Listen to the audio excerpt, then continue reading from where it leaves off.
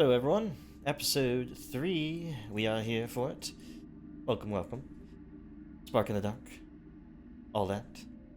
Why don't we just get started with the recap? Who wants to do it? I can do it. Go for it. Thank you. I'm always very bad at these because I'm not as used to them, but I can try. Mm-hmm. So when we left off last time, we got into a scuffle with Whitefin, a kobold researcher at the trade post. He said he was very paranoid about us taking credit for his work and set his little isopods upon us. Uh, in response, we uh, we made sure his pets couldn't hurt us, and but at the end of the battle, we found him with his skull caved in. Thankfully, though, uh, thanks to the administrations of Rask, we had he had managed to keep Whitefin alive for just long enough to hear about what he found out about the fish being the source of the curse of the plague, and how it was focused around a shark known as Voresh the Insatiated One. He was then also, however, as he spoke this, he was finished off by the shark, that the Voresh itself, appearing from the depths to swallow him whole. From there, we regrouped with Croc and returned to Lydzak, where we met Cal and Rask's guardians, the uncle and aunt of Rask, and the mother and father of Cal, even though they're brothers. Uh, since we had a place to stay for the night, thanks to their hospitality, some of us spent time investigating around town and verified basically that Voresh does exist. It's a known piece of the world here in Embershroud Cavern. After some recollection and discussion, we decided to travel to Durzak to investigate further, thanks to the intrigue of the gang led by what was his name again? Gang and Scale. Scale Yeah, the gang. Boss Scale Zlernak. Boss Lernak. Scale Boss Lernak. Uh, that was also the gang that apparently chased Trezor out of town under suspicion of causing the sinkhole. But when we went to Durzak, we found everyone gone, even people in the half of the town that wasn't sunk down into the earth. And so we visited Tressor's home to check it out and found that it wasn't ransacked by the gang, even though he was chased out. And there was a message left to him by his friend that said that apparently uh, the gang got everyone to leave, not just Tressor, and that there's something hidden beneath Durzak. So armed with this knowledge, the party as a whole searched around the sinkhole until we found an entrance to what seemed to be an underground complex. Before we could hop in, though, uh, we were accosted by bloodseekers, the wildlife that were drawn by our commotion. After dealing with those, however, it was a quick and easy affair. We finally managed to get in, and we found that it was to be made by something that seemingly wasn't a kobold. In the process of entering the entrance, however, Starnberg slipped and slid into a chamber full of zombies, and we had to fish him out with a rope. From there, though, we discovered that the complex was full of nasty old cages and alchemical stations, and it was a place for research of some nefarious kind. And this was confirmed further when we later encountered these Zilgath experiments that wanted us to be just as messed up as them. As a result, we had to mess them up before that could happen. And I believe that leads us to where we are now, uh, with the corpses of these experiments at our feet, and the rest of this complex still ready to be explored. Mm. And so, as you guys have been recovering from that encounter with those strange Zolgaths, you guys are aware of what Zolgaths are. They are another reptilian species down here, though strangely you haven't seen very many of them. At least know they exist. And these ones, though, you didn't realize that Zolgath were these slavering, sort of like bile monsters. These certainly are not the kind of Zolgath you've seen before or heard about. But nevertheless, as you take in your surroundings once more, the sort of moon, full moon that sort of glimmers with a bit of faint light, and the stained glass windows that seem to lead to nowhere but still shine down this mosaic of a moon showering the world with a waterfall. You also notice as Cal sort of steps up the little terrace here, an altar upon which there's only one thing, a simple silver platter. That is where we'll begin. Make sure also you guys are all at your one hero point for the start of the session. Oh yeah, thank you. Ugh.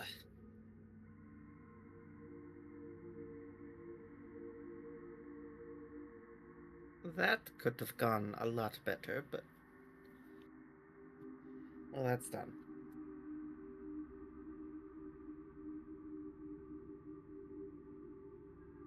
Well, none of us are free to count, so no reason we can't get patched. We can't patch ourselves up. Mm-hmm. And while you guys are patching yourselves up, is there anybody that's having a look around, curious about anything, of any sort here? Cal, having stepped up here on the whatever it's called, is going to look at this silver platter, probably kind of curious. Look at the windows, try to figure out any sort of connection or what's going on here, because he hasn't really seen the moon before either. So Mm-hmm. it's like, what is this? I want you to roll an occultism check. And remember, we are doing these all public now. In the meantime, I'm also going to heal Tresser a Okay. little bit. Making use of your healing magics or Thank your you. bandages. Cal, you notice that, well, there must be some symbolism to this full moon that showers the world with a waterfall of some sort, like a silvery waterfall, but you would have to know the greater context of this faith, this cult, whatever it was, to really truly understand it. However, you do notice that, well, this silver platter is only part of a full set of something. Something else must have sat upon the silver platter as a centerpiece for this cathedral. Though whatever that something was is now not there. Can take the silver platter, though. Quite valuable.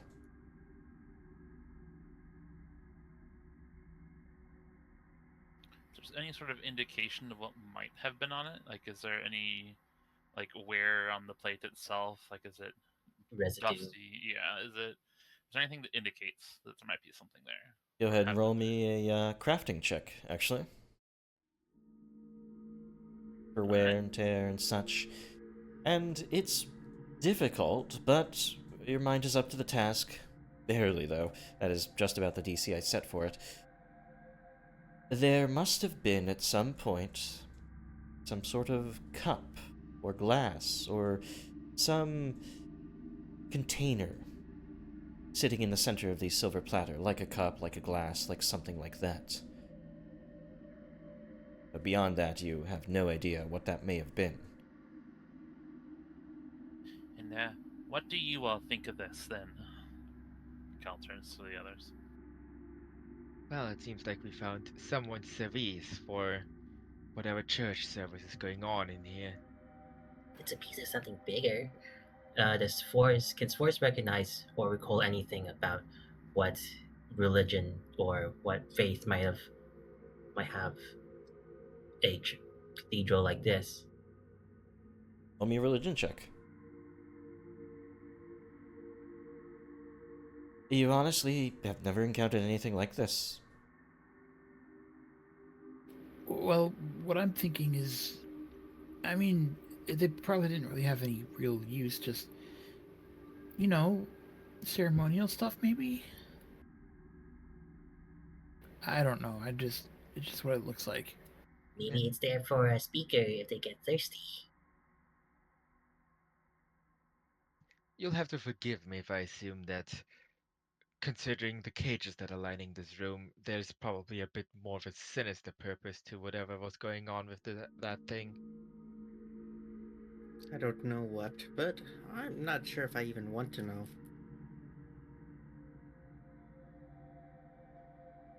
We could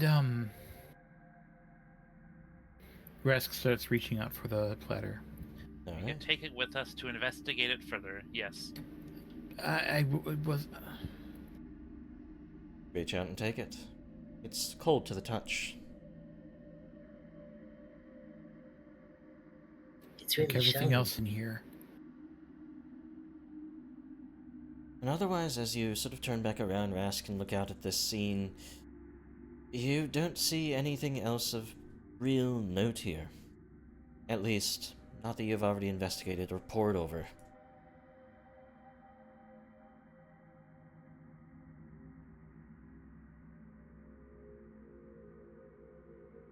I'm just gonna put this in my pack. I'm not gonna hoard it or anything. I don't think so. Well, I don't think you would. I wonder if the people in these cages are being forced to go along with this worship in here. If this is indeed some sort of religious place. Forced Well, to I doubt. drink from a bowl or Well, whatever. well, I doubt a cage implies that they would come here willingly. Wait, you saying that if there was like a cup or something on it, what kind of thing would somebody have people drink from forcefully? Probably salt water. That's the worst thing I can imagine someone being forced to drink. Don't know. Can't you sniff it to see what it is? Ugh. Well, the cup isn't there, so unless we find this cup somewhere in here, we're not going to be able to figure it out. But I imagine, based on what I saw earlier, that it is lots of drugs, probably. If I may hazard a Ew. guess, given that there was a bunch of harvesting going on just beforehand, like quite literally just before this room, maybe, you know, some rather bodily fluids were used. Blood. Exactly. Tears? Oh. Yeah, blood makes Pee? more sense. A lot more blood than tears in a body, I think. I'm curious as to how they're related to those creatures that were down in that pit, though. Guess we'll just have to keep looking and find out. Did you know that blood is mostly water? I don't like where this is going. Well, I wasn't. Can Never you, mind. like, move blood? No, I don't. Have you ever tried? Don't. Maybe you shouldn't. Anyways, There's I a lot of just- blood here. You could try. I let's drop this, please. I am going to open the door. Okay. The door squeaks open, reveals a larger chamber beyond it. You all enter, those of you who roll or are using the search action as your exploration activity, roll your perception checks. You see a dusty chamber, noticeably devoid of candlelight, opening up here. Rows and rows of sarcophagi fill alcoves along its walls, and at the end of the chamber, an altar sits, holding a bone wand, some sort of powder, and a locked chest at the side. You see a padlock hanging from it. Yes. Well, if I had to guess where the cup to this platter might be, I would have to say inside this chest. Oh wow. You might be right. Cal moves It's forward. great. You can try sniff it if we get it out. He's his bow drawn. He's looking at these sarcophagi kind of suspiciously as he moves. Okay. Oh yeah, speaking of sniffing actually, is there anything within 30 feet of us that I can sniff out perhaps? Nothing particularly any- on the air. Or Just anything within dust. 30 feet of us that can be root red? No. Everything seems to be quiet and dusty here.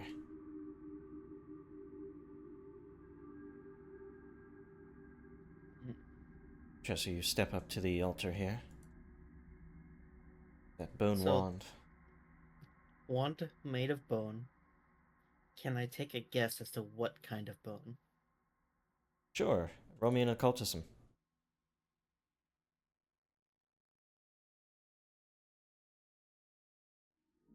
You're pretty sure that that's humanoid bone. Oh, of course. It wouldn't be a cursed place if it wasn't made of humanoid bone. Oh, I hate it. See these things here. Actually, you don't see those 3 items, but well, there's a locked chest next to you. I should probably maybe not put them all together, but yes. To assist with that, Cal's gonna go to the chest and see if he can open that lock, just to handle that.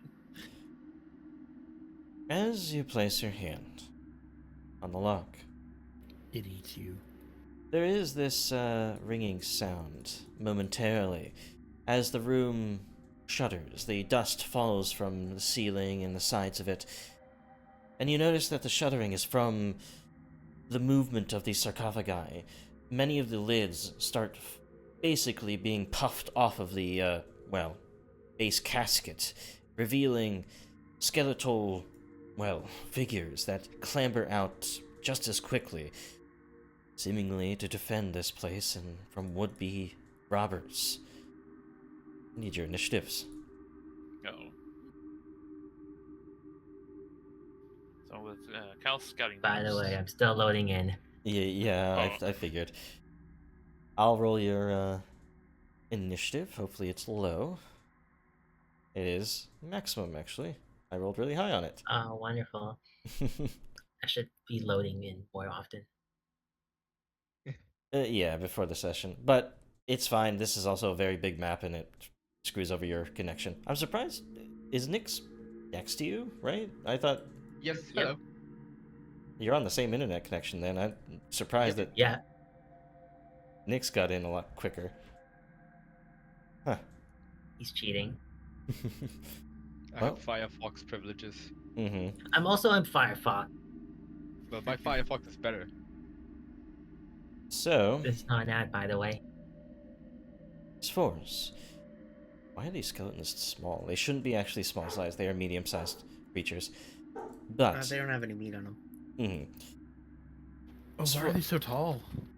Spores, as this all begins, you're the quickest of everybody. What would you be doing if you did have control of your if you were in the game? Gotcha. How many of them are there? There are 5 of them, all interspersed between your party members. Gotcha. Well, I'll probably be spending my first action recalling knowledge. Okay. Well, I'll roll you a religion check here. Roll a 14, which does actually tell you a little bit about these guys. What do you want to know? One thing. Lowest save, please. Their lowest save is going to be both their fortitude and their will. They are barely sentient, uneven sentient creatures, and of course, they have no meat to them. They're flimsy. Gotcha. In that case, armed with this new knowledge, Spores is going to act upon it by launching a frostbite to the nearest one. Okay. Nearest one to you is going to be to your right here. You send off this frostbite. You'll make a fortitude save against it as you try to send this frost to cling to its bones, maybe shatter them under pressure. It does cling to them, but as the cold hits their bones, well, there's no meat to atrophy, there's no frostbite to be given to bone. They take no damage because they are resistant to that cold damage. Gotcha. That's not good. That'll be your turn. It's 2 important pieces of information I managed to dig out at least. Just as an FYI, Chester should be 1 higher above that second skeleton guard Okay, due to scouting. correct. Oh, So, awesome. this skeleton, though, as it sort of lunges out from this sarcophagus here, is going to immediately try to grab Cal. not letting them go anywhere. A 19 total on their athletic checks. They're not very strong, but it got a good grip on you. You are grabbed. Hey, let go. As it grabs you with the free hand, it's going to swipe with the scimitar as a map strike. Which it really doesn't do well with. Rolling a 2 on the dice with multiple attack penalty wasn't going to work. Alright. That was only 2 of its actions. It's going to go for one more probably missing strike there, as it just wildly swings at you, but you're holding it at arm's length at least. Tresser, over to you. Okay. I'm going to start with exploit vulnerability on these skeletons. Okay.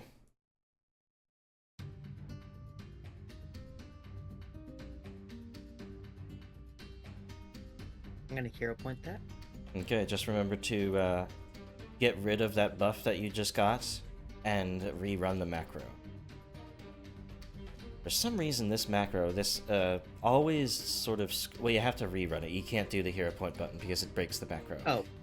Try it one more time, and hopefully it'll do the animation. Well, it did critical success. Okay. That's fine, because you pretty much would have gotten the same stuff out of it. And we'll just run with it.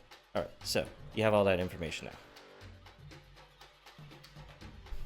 I could have sworn they'd be vulnerable to bludgeoning, but they're not. They are at least not resistant to bludgeoning, which is still making it a lot better of an option. Yep. Cold, electricity, fire, piercing, and slashing, they resist 5. Mm-hmm.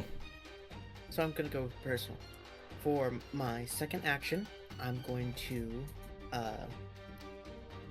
take my tricky pick and modulate it to be bludgeoning instead of piercing. Okay. We sort of... For my last action, I'm going to target the skeleton. Cal is going on. Oh wait, no, shoot. I targeted this one. This one on the left is the one that is holding onto Cal. If you I'm do going to get the one flanking him. When you have creatures of the exact same type, you are considered to be antithesizing all of them at once. That's only if you're exploiting their weakness, not with personal antithesis. Oh, okay, okay. That requires a specific feat. Gotcha, alright. So I'm just going to go for this one that I have marked. Okay.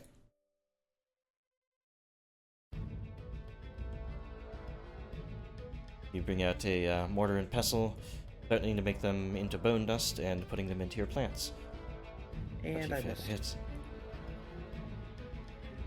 Let's try to swing out for them. Oh, okay. No, there's controls. That's my turn. Alright, as you figured out at least to shout to your allies what their resistances might be, you switch your pick and try to hit. You miss there.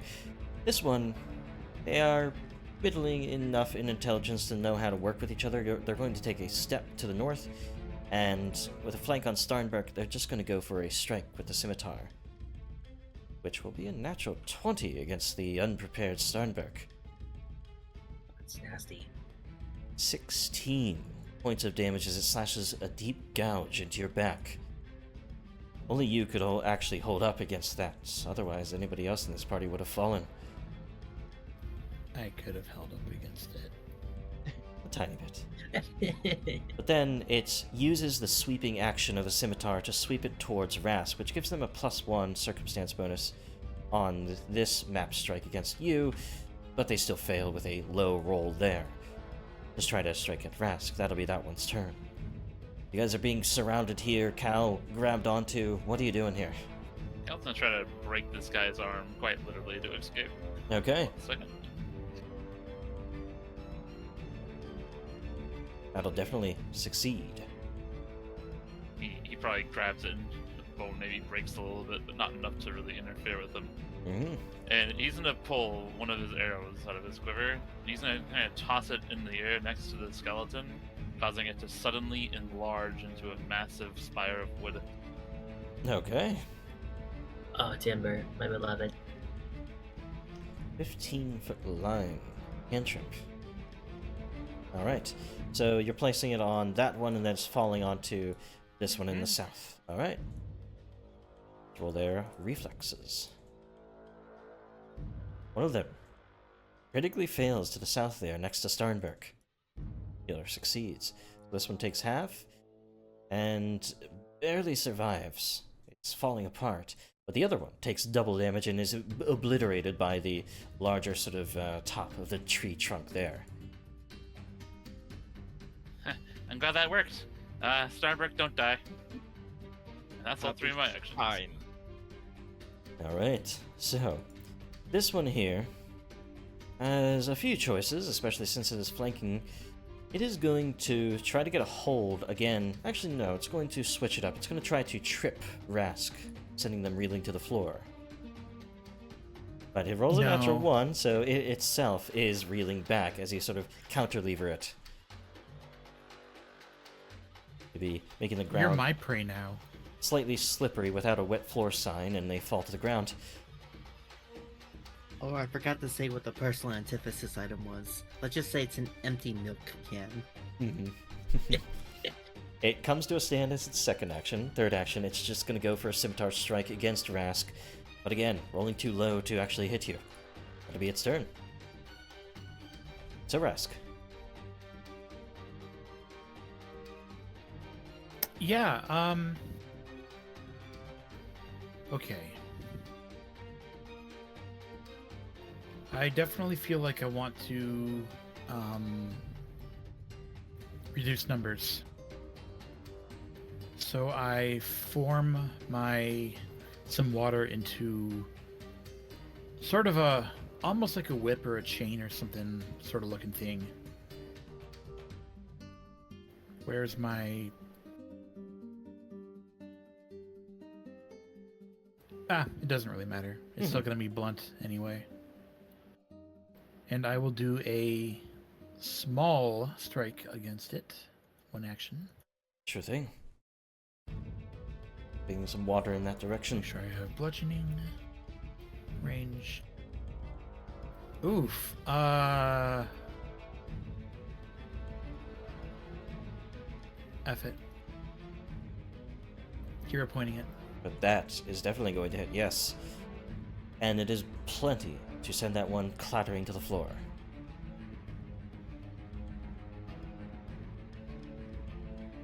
Next, let's see. Next, I'm going to ambush Starnberg. I'm going to forcefully try to slap some water onto him. Okay. Does it work? Ocean's Balm. It's a healing vitality thing. Does it work?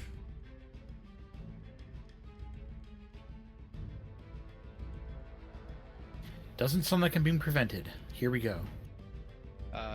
Excuse me.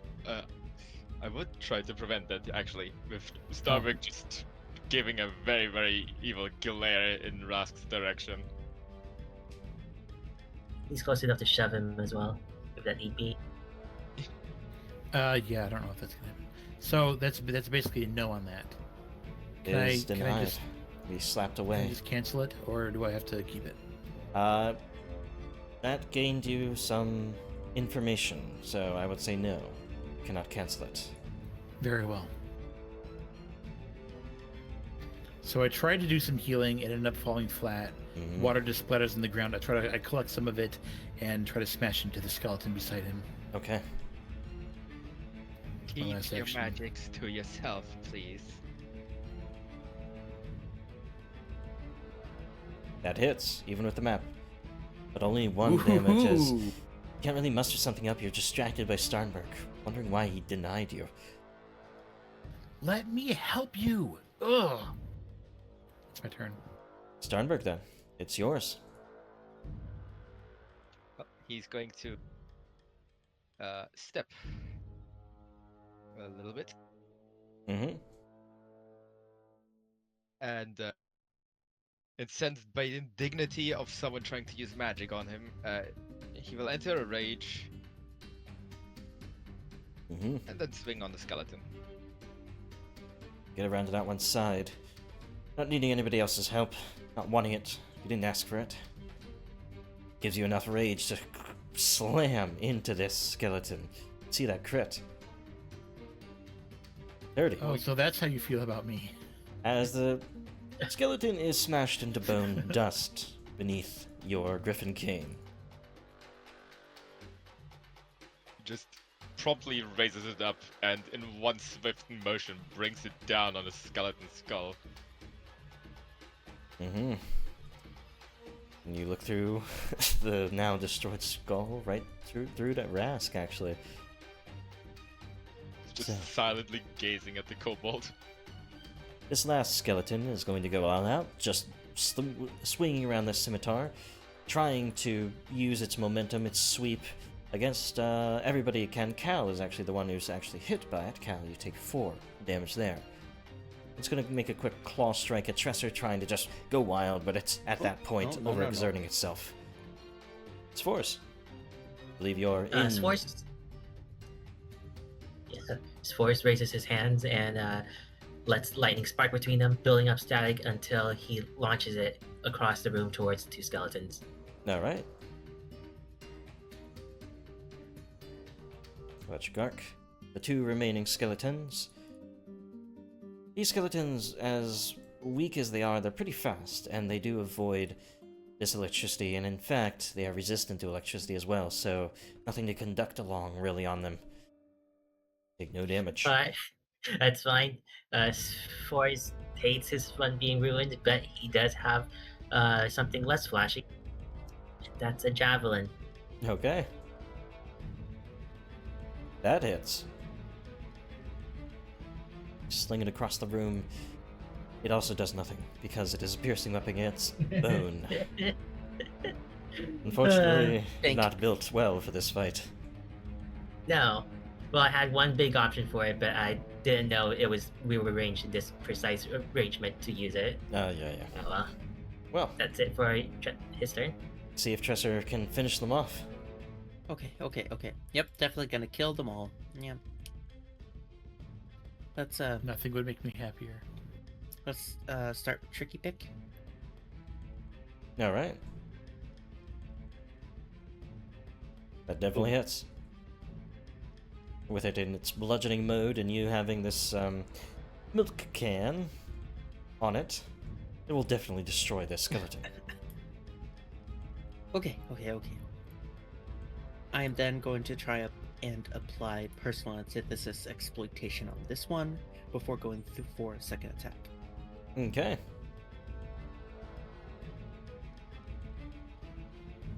So you sort of are trying to rummage around for something different. You can't find anything, and in fact, you're a little bit off guard. Take this. No, oh, you were taking them out of the initiative. I thought I saw movement up there. Anyways, gonna go for my last attack. Yeah, I was just getting rid of the other one's initiative. Your last attack, though, still hits, and it's a bludgeoning weapon, so it does enough. Yeah. Just smash it into the Whoa. rock. Oh yeah, I guess they are kind of old. Old bones. Not very bony. Just literal bone. Well, big, but you know what I'm saying. Mm-hmm. I just Yeah. kind of like flex my muscles awkwardly. Destruction of these skeletons, you guys gain 80 experience points.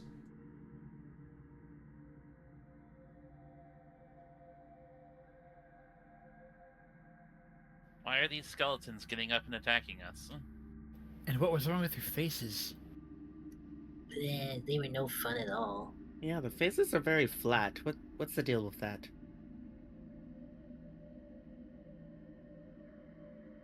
Well, if I had to guess, they were probably not kobolds. You don't say. To confirm, these were medium skeletons, right? Yeah, they were medium. For some reason, I forgot that they were small here. They I have, like, wonder tokens. if I could sell any of these weapons. They look actually pretty good condition for being like stored here all this time. Hold still, Cal. I placed some more water on his wound Mm-hmm. for 1 So that point. means were they like not active until just now? They seem to have not been moving at all. When I touched the chest is when they all decided to come visit. This stuff is heavy. Oh, it's a trap. If you touch the chest again, perhaps it'll summon more skeletons. I don't know if we want that. I don't know. Could we use the bones for anything? Bones can be really good for plants because yeah, infinite supply going. Maybe get mushrooms growing here way bigger. Ooh, infinite skeletons, infinite mushrooms. I touched the lock to see if it'll work. Nothing happens. Well, there goes that business venture. I'll put it in the pile of failed ideas. And Stamberg also begins to medicate himself. Cal's gonna open the box this time, for real. Okay. Roll me a thievery check, as it is locked with this flimsy old lock. Though, start, you aren't able to really open it here. Well, if the lockpicks didn't break, he's just gonna keep trying. They did not. Didn't fail as badly as you needed to for them to break. Here, though, much better. You're able to open it up, and for that reason, I will reveal these items. Other items that you find in the chest, a bunch of old parchments that seem to have survived here, despite the moist atmosphere that this cavern brings. Scroll, object reading, scroll of grim tendrils, a parchment that seems to convey knowledge of a ritual to create the undead, as well as a wand meant to summon them. All left behind here, gathering dust. Well, we certainly should not leave these around.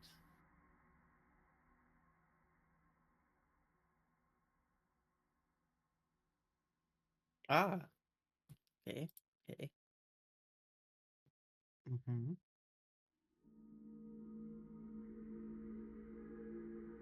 I will, I'm gonna read this one.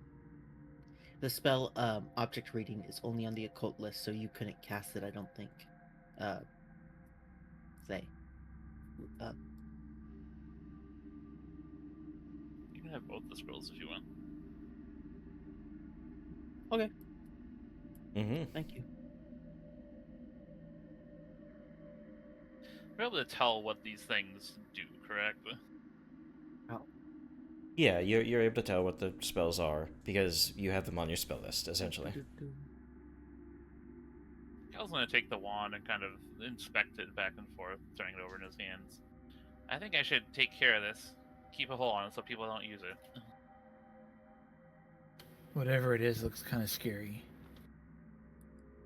What about the ritual parchment? Is there anything we can glean from that? Seems to be talking about a ritual to give animation to the dead. Yeah, guess it works.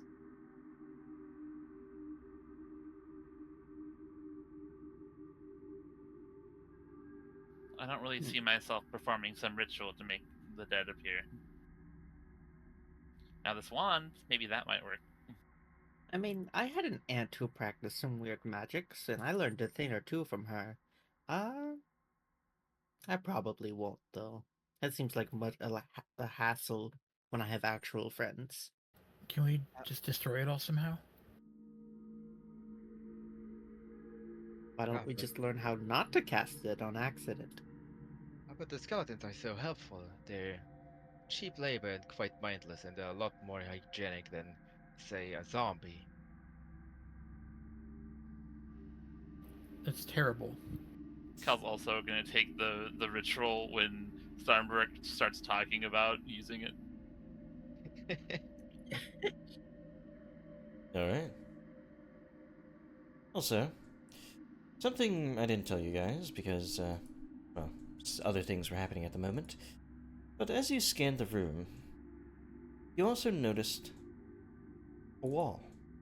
A wall that was, well, shouldn't have happened. I need to remember it's right click, double right click. That is a secret door. a passage beyond, as with your search checks at the start.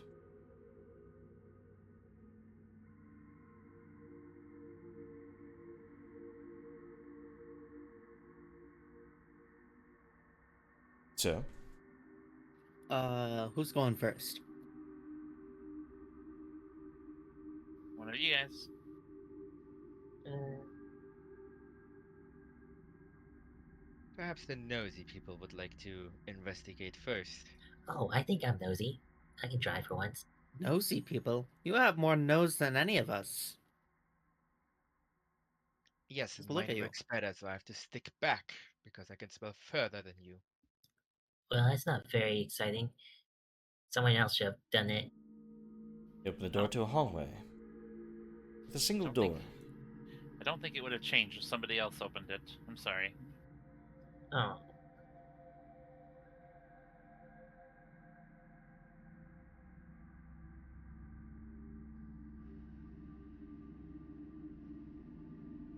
And as you scan this hallway, feeling like perhaps it has another trap like the other one, you are pretty certain that there is no trap or anything of the sort.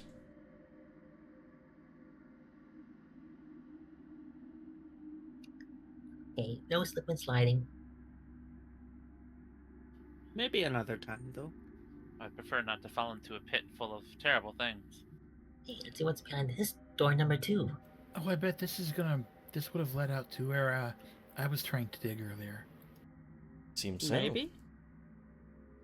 There's a I sort don't of know. I'm not that good with directions. rubble-strewn hallway down there, and Well, it's certainly part of the collapse. But for now, as far as you enter into a strangely shaped room, it's a seemingly secluded study, where you find what may have once been exquisitely crafted furniture made of wood on the surface. Now, though, it has decayed from the soggy atmosphere of the caverns, and such a fate has also befallen many of the now ruined texts, there we go, lining the chamber's walls. Is you searching Huh. or your perception?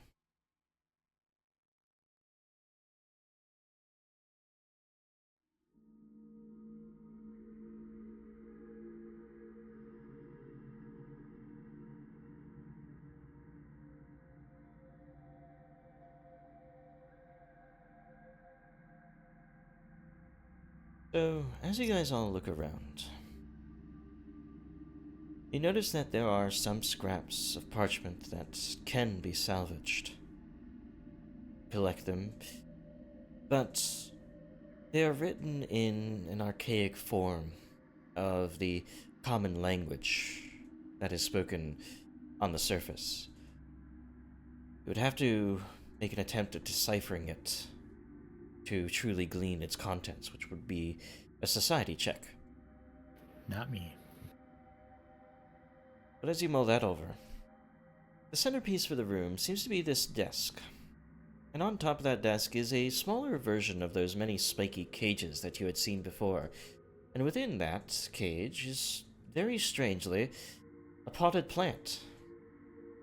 It seems to have withered and decayed, and maybe even have been stuck in some sort of long-term, well, decay, where nothing else has like fed upon it or gotten rid of it. It's just this shriveled up plant.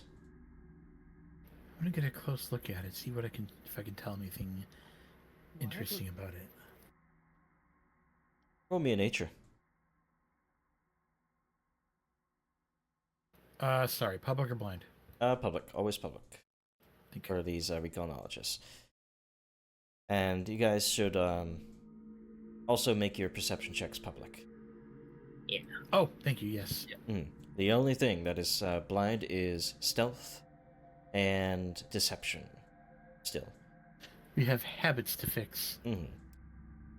But Rask, you can't tell where this plant is from, why it's here, why it's in a cage. For one, for starters. You just don't know. Can Is I the make plant still an- alive? It's certainly not alive. It's decayed and shriveled up. Can I make an Gotcha. esoteric lore check for why someone would cage a plant? Sure. Swords would Because like I to have try and make that recall knowledge call himself. Please do. subtract 2 if you think diverse lore Oh, would no. apply. Oh. Yeah, go ahead, Tresor. Lars doesn't really have anything to add. They too are stumped. But you, Tresor, you have to hazard a guess that this has something to do with the work that was going on here.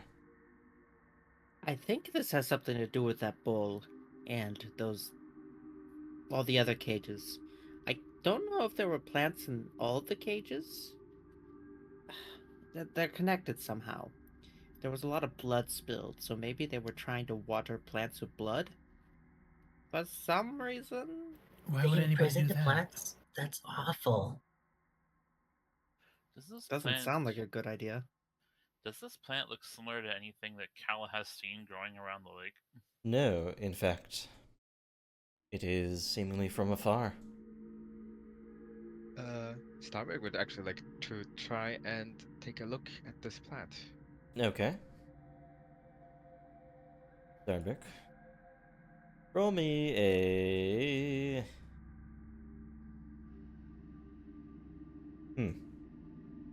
You don't really have anything useful for this, I have to be honest. Give me a religion check, I'll say. Kind of. Well, you're honestly as stumped as anybody else. You haven't really seen this anywhere. This plant, this practice of caging a plant. Just not I quite know sure. somebody who might be able to help. I may have had a suspicion, but turns out I was wrong. My apologies. Cal's gonna try to look at some of this paperwork around here and see if he can figure out what it says. Okay. Roll me a society check.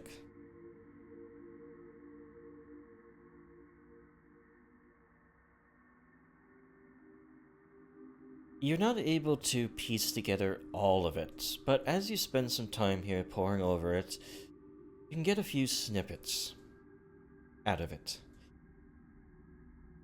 Work proceeds. Unsuitable candidates further required. Lizard, promising options, cannot allow. The chalice. Leave it. Our work. Hope you got that. Yep. So not a cup, but a chalice. A chalice is a kind of cup. Well, yeah, but chalice is like It's a fancy that's a cup. significant difference. Like they both hold liquid, but a chalice is more chalicey. I have to wonder, based on this, that the chalice is the center of all this. And we should probably try to find it. But A chalice symbolizes life. this place is certainly not promoting of life, I'm sorry to say, Tresser. Oh, I can tell that. I'm just saying this is weird. Just roll me an esoteric lore. One more time. Well, you had something. You were working on something, but it has fallen from your mind. Maybe you're Wait. onto something. Don't you have that one feat that gives you false and real information when you critically fail? Yeah, thaumaturgists technically get that, but I get why Corvus hates it. You His can knowledge. you can ask me for it. I'm not gonna do it like for every failed check, but you can certainly ask me for it if you really want me to do it. It only in applies certain when I don't information. critically fail. But you did, Oh, yeah, critically. never mind. Yeah. I hope you didn't need us to make any of these checks, Corvus. Aeon? I didn't. No, I don't think I did. Allow me to confirm something, by the way. This place. This is not of Kobold make, is it? This doesn't really resemble any of your No. cities. Oh, it's certainly not. Definitely not. It's very tall. If I Something about a had chalice. to guess and hazard a guess based on the skeletons we saw, it seems some surfaces may have come down here and dug this place out. Can I get any sort of gist of how old this place might be? Like looking at the stones or anything like that? Yeah, roll me a crafting. Well, actually, Something about the chalice. this place must have been decades, no, centuries old. In fact, short centuries, we'll say 100, 200, maybe 300 at most. But it is old. Certainly about like 20 kobold generations. This place is extremely old. Hey, Tresor, how old is Durzak? Do you know? Would I know? Yeah. I think you, well, I will need a society check for that one, actually. Oh boy, here we go. I actually got Oh, something. now I roll a 17. Yeah, Oh. Tresor, Not bad. there's been, the old grandmas of the village talk about things, and maybe at one point you asked them how old the village was. It seems to be the consensus that Durzak's been around for maybe 50 years. Oh, Very young. so Younger this than was this here. place. So this was here before even. You know, the cathedral looked like it had windows, so maybe this whole thing sunk down instead of being built down here. If it sunk down, wouldn't it have broken at some point in the process? Seems rather odd that it sunk down in one piece. Well, I don't know. It doesn't look very One Piece to me. It's, I don't think this theory about the One Piece is real. Cal, you can hazard a guess that it didn't sink into the ground because of the stone. Stone around here wouldn't allow it to sink into it. It's not like it's dirt or mud. Is there another half of it out there, I wonder? Because the passages were cut off here. I wonder if there's more under your house, Tresor. Well, Tresser is a little bit distracted because they walk over these potions. 3 of them on the counter here. Oh. Dusty, but still seemingly I checked for an Useful. expiry date. no expiration. Like honey. Oh, cool. They never expire. That's definitely what that means. Oh, hey, these aren't magic. You can use some of these to patch yourself up, Steinberg.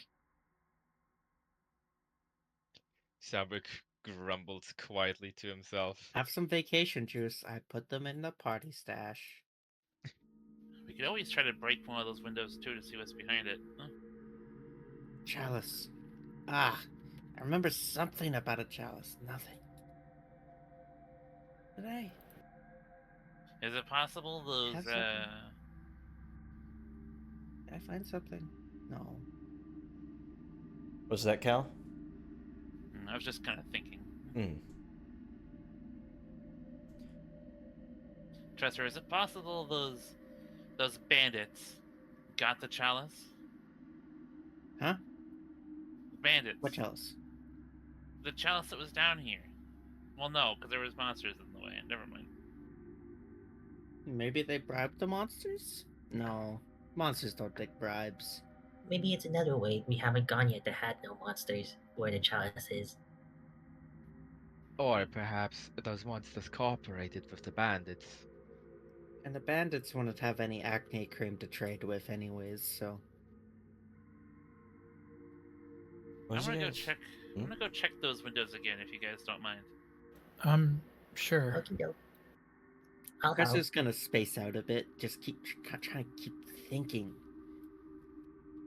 Mhm. Chalice sounds familiar, like he was doing something with a chalice, but he just can't remember. Also, make his way all the way back to the altar in here. Mhm. And The- you said these are stained glass windows, so you really can't see beyond them, right? You cannot. No. I'll break them. Let me handle it. And Can I do it? Can I do it? Cal's gonna grab like a rock from the rubble here and just kind of launch it through this northern window. All right. You Ah, realize I can do better than that. Oh, whatever. It cracks, and a single pane of it shatters out from it, though it seemingly causes the sort of scintillating magical light to peter out, leaving you a little bit more in the dark here. You peer through the hole, and you're pretty sure they're just decorative. There's nothing behind. There's nothing back here, guys. what about the other one? If you want to break that one, go for it. But there's probably nothing back there. Alright. Can you even break glass with lightning? Should we be vandalizing some god's church? I'm pretty sure they get angry about those kinds of shenanigans. You can break glass with blunt force, which is what I specialize in. You guys gonna break the other? Yep. Yes. So we're just gonna zap the surface. Charges the panes, and suddenly a couple of them explode. The light goes out, and there's nothing behind it. Though thankfully, I modeled the behind of these stained glass windows because I was thinking maybe they're not going to break stained glass underground, but no. Yeah, there's really just nothing behind them. It's too tempting. We had to check everything. So anyway, we can take the plant with us back home.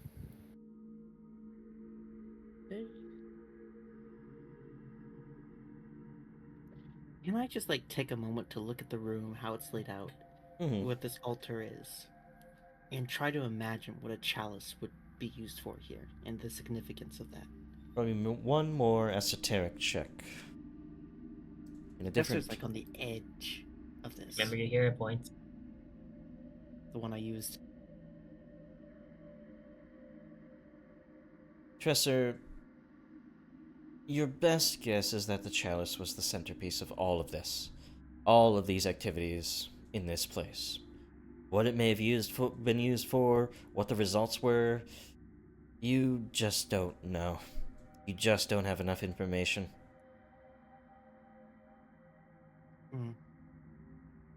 Yeah. Well. It seems you guys have exhausted much of the information gathering you can do here. There is, of course, the issue of the disappeared villagers. Can't have gone that far. No. I don't think there's anything else for us here. This has really just turned out into a creepy goose chase. Like, ooh, spooky thing under the town, and it's more mysterious than scary now. Well, they may have been where the curse came from. Probably. You seem to be not very concerned with having people live under you for the past few decades. They don't know. I didn't find anyone alive, did you? Well, Nope, you've all had dead. people living under you for the past few decades. Yeah, you don't seem so spooked by that fact. Well, you folks spook me plenty. We're gonna get the plant before we leave, so. It is Thank you very for bulky. It is too bulk to carry. acknowledging me.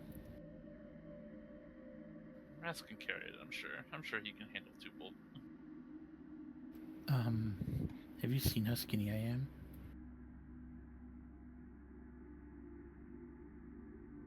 Whoever is carrying it, just make an item in your inventory that has a bulk of 2. I can carry, I'll just have to set it down for fights. Alright. So you guys leave this strange place behind. Open those up so you can leave. Back into the doom of Durzak, the city, or half the town rather, falling 12 feet or so and destroying half the town, leaving Tresser's home intact. You all still have to wonder where the people went. They were here when Tresser was here just the other day. And as you arrived, you remember the ships all left. The lake's only so big. Is there any other tunnels going south further that line up with the ones that collapsed in? Roll me a perception check.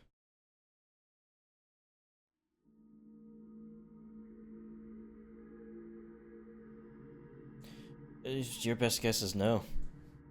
Doesn't seem to be. Cal kind of shrugs and gets up to the surface. So, they took all the boats somewhere, probably, right? Definitely. Yep. I don't think we could find any more answers here. We should find the rest of Durzak. Well, we can get a boat at Lyzak. We have boats. didn't we? I have a boat. We came here on a boat, didn't we? Yeah. There's that also. But which way are we gonna sail to even look for them? Does Cal know of any other, like, islands or land masses on the lake Roll me a survival check. that would be big enough to have a bunch of people stay on? Pretty sure there isn't really anything like that. And also, you were on Lyzak, at the Shroomspire, at the lighthouse for Lyzak. And, well, because Durzak is to the north of Lyzak. Here, I'm gonna pull us out to the other map. So you have your big lake here. You guys' village is right here. And this is the lighthouse that you were at the old exchange and all of that. And yes, Durzak is basically to the north. Sort of, that's the horizon. So they're over the horizon a little bit of this cave here. If they went anywhere but further north, you would have seen them the other day. You can't miss a big fleet of ships like that. Maybe we should keep going north in the boat and see if we see any signs of them. Really? How far north does this lake go? It's pretty big. Maybe we drop off the plant first.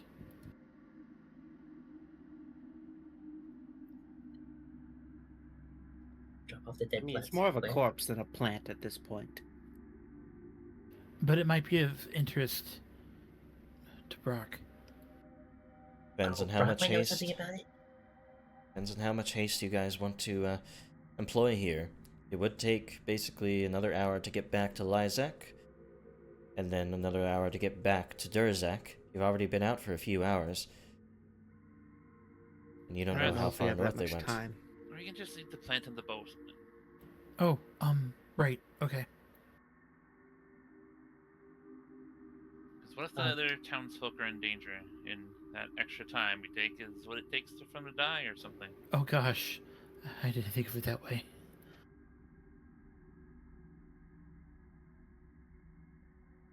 Alright, so you guys head down back to the harbor where you strapped up your boat.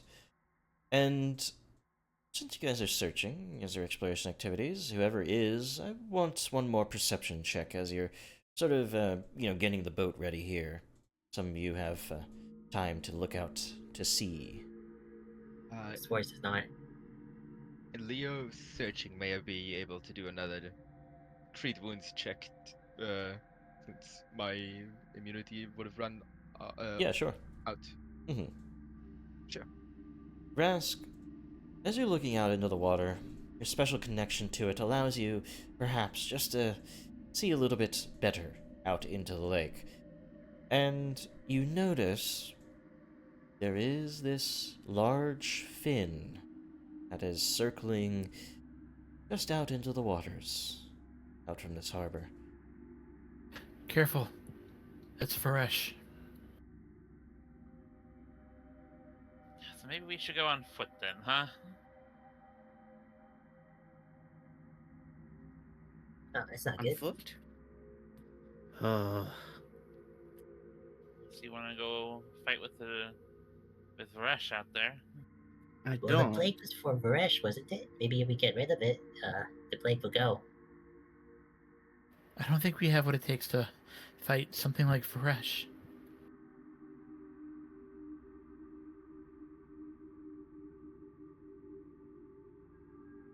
Rolls today, man.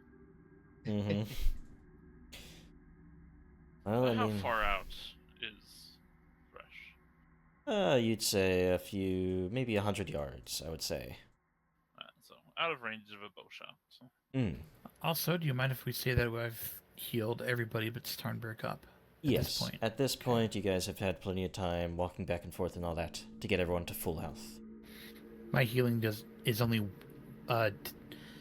once every 10 minutes per person, but there's no refocusing on it, so yeah. I You can just do it on the go during easily. those 10 minutes. Well, my healing is every hour, so. But it's huge. So, overland will it be? I guess we don't have a choice. But I'm To gonna walk around the complain coast. about it. Alright. Unless we could somehow maybe scare him away, but we don't know if that would work. Change up the music. He Perhaps probably he didn't has he probably has a taste for Kobold at this point. Oh. Perhaps we can use that for us, though. After all, say, Rask, how swift of a swimmer are you? I'm a How about good let's swimmer, not but encourage the kobold's eating behavior? I'm not that fast. Hmm. I'm more of a steady swimmer. I don't get tired. I see. Perhaps another time then. So, there's a bit of a trail that leads out of the town to the north, though, Tresser, you, being in this proximity, know that people don't exactly go to the north. That is where the pillars rise, these massive stalactites that loom basically like mountains over the Embershroud Expanse. It's a little bit more of an untamed wild in that direction. If they were looking for safety, well, you're surprised they would go in that direction. Something would have to be real bad to make them want to go that way. I don't like this. Why would they go north? Doesn't make sense. Then again, I haven't known the skill boss to be the brightest or sharpest kobold. Perhaps instead of wanting to go north, they were forced to go north. Right. Maybe your scale boss knows something. Maybe there's a safe place up there that we don't know about.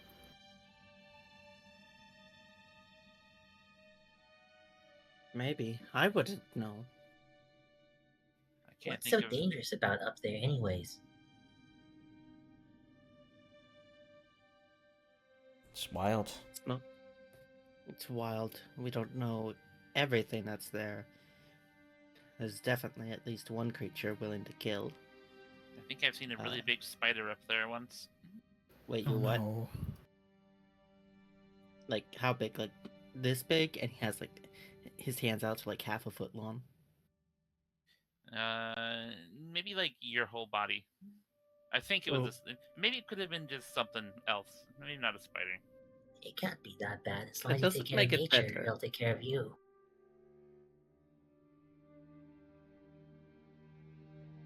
As you guys discuss it, trekking across the scantily vegetated moors of the expanse here. It's just rocky, sort of, it's like tumbled rocks, it slopes here and there. There's a few fungal sort of plants that can rise up here, but this is a little bit more of a dry area. At least for a bit. But after an hour, you crest the next hill. And you suddenly see a bit more activity on the terrain.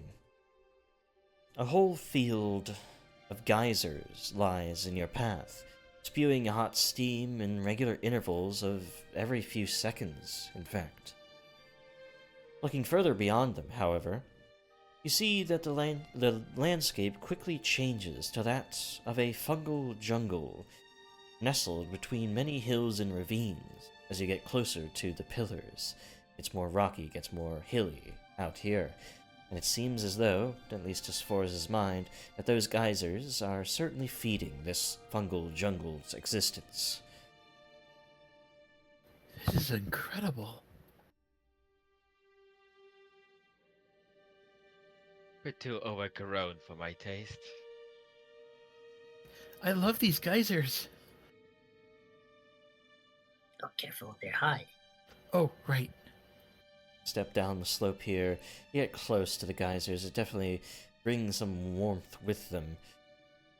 But you're also scanning along the shoreline because, well, you're looking for boats. And as you do finally see signs of the Durzakers.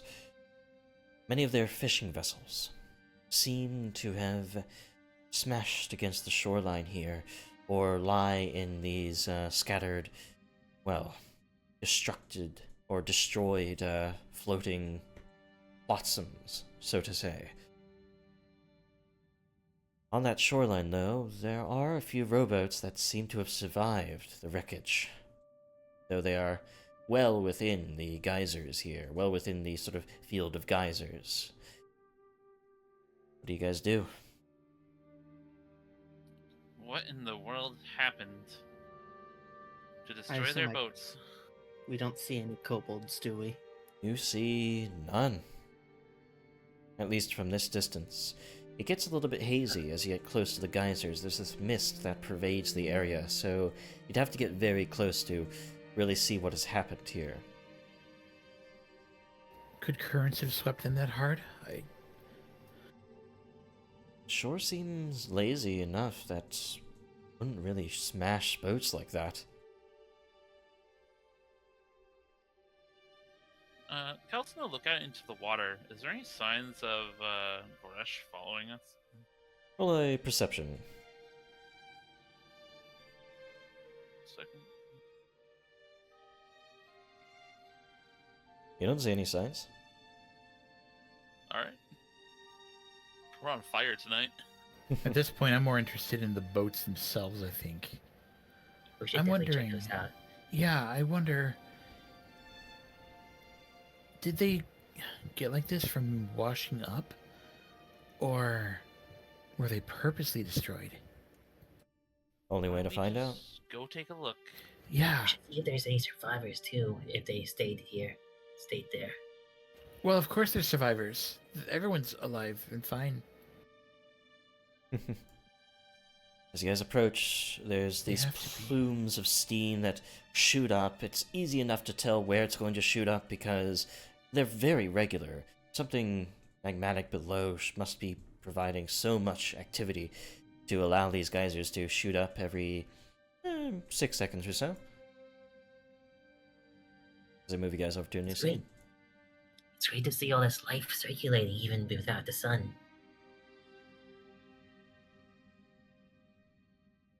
The The sun. of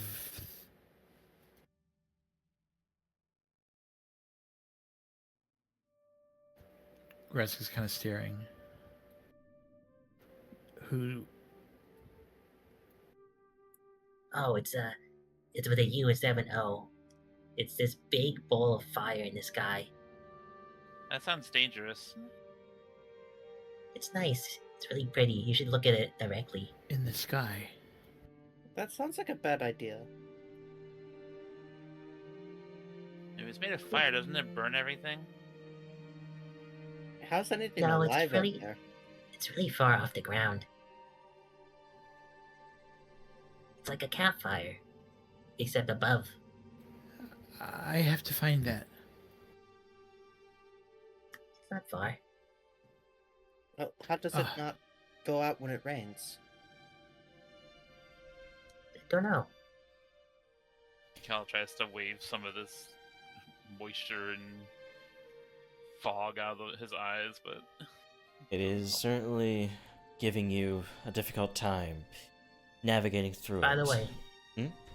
am I immune to this fog? Yes.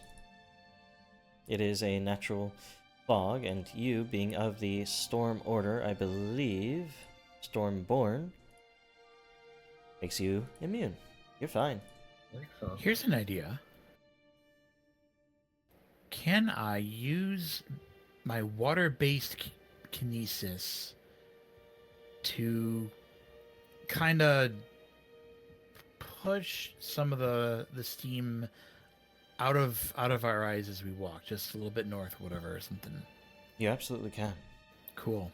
It's basically your aura is just enough to sort of waft some of the steam away from you.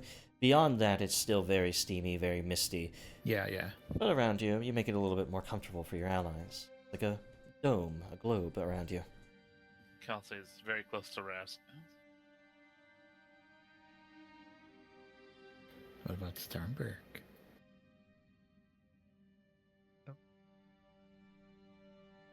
So you all close in, being around each other here.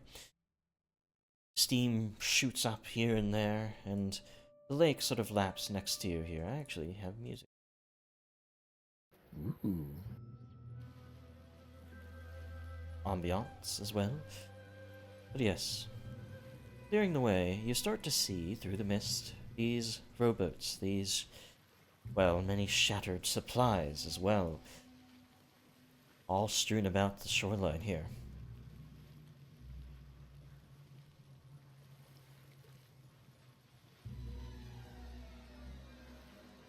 Are there any signs of people here? Roll me a perception check. And in fact, Cal's gonna call out. Is there anybody here? Hello? Call out. I don't see Sort of any bodies. Sound is dampened and absorbed by the mist. Rask also tries to call out, but it kind of sounds more like, hello? Cal, you find nobody. Can I tell if these boats were intentionally or accidentally crashed? Like if they meant to crash them or if they made a mistake and crashed? That would require a crafting check. Judging by Stamp will, the... like try to go through the supplies that I've washed up and see what sort of things appear to be missing. Sure. Well, Trezor, you have no idea. It's not your area of expertise to look at objects and things. See how they were I destroyed. don't think this one will float. And Starnberg, yes, roll... Sorry, say that again. What were you asking? Like trying to look through the supplies and see what sort of things have been taken from them already. Well, look through. A lot of it is seemingly supplies, food, all of that. Though you are standing on top of a opened chest. It seemed to have been opened on the shoreline and something taken from it. Can't be sure what that would have been, though. Can I glean information about the boats from sailing lore? Absolutely. Rask, you're finally able to piece some of the puzzle together here. The boats look to have been bitten into in many of these places where they cracked in half. Varesh. Are they shark teeth? Rask, you're pretty sure, yeah. Your sailing knowledge. So? There's sort of that Pretty triangular, sure. that triangular bite of a shark. I think I'm right about Yeah. that. I don't know much about sharks, but yes. Probably. But I Always mean, I looks don't between the get a bite marks whole lot and- of first-hand look at it, but it looks like it to me. as you Always looks guys, between Rask's teeth and the bite marks. Are they anything alike? there's something alike. But as you guys are poring over these ruins, these wreckages, finding no bodies, seeing that many supplies were taken, there are certainly survivors at the very least. All of a sudden, you hear, after one of these steam sort of vents burst, or the geysers burst up, you hear, "Ah, more of them!" They're gonna take all the rest. Can't let them. It's our junk, our stuff, our geysers. Means our land. Sort of coming out in this, well, classic, actually, that Rask Oh. is only able to hear. They seem to be speaking amongst themselves, shouting for their things, their dibs on whatever is fallen from you all, as you see gliding through the mists around you these bat-like creatures, but seemingly, well, made of steam or partially of steam. I'm gonna call Why out does to it have them. abs? Yeah, they're strangely morphed humanoid creatures out of Yeah. steam itself. They're elementals. They're like the fire elementals from Skyrim, you know. Yeah.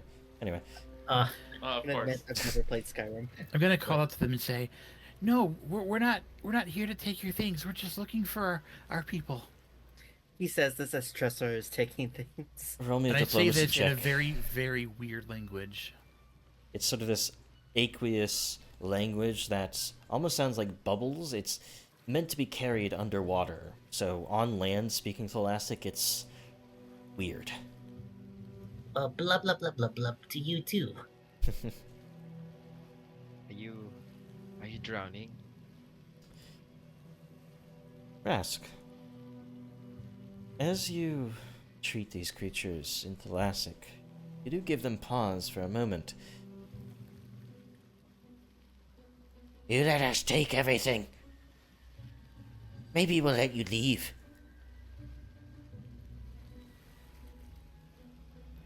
Not until we find our people. Your people are gone. They fled here. They went north into the jungle. Then we'll go north into the jungle. You'd better make it quick. Leave the rest of the junk to us. Oh, Tresser, as you look around the junk, you do see a few elixirs amongst the piles here that you would have to leave behind.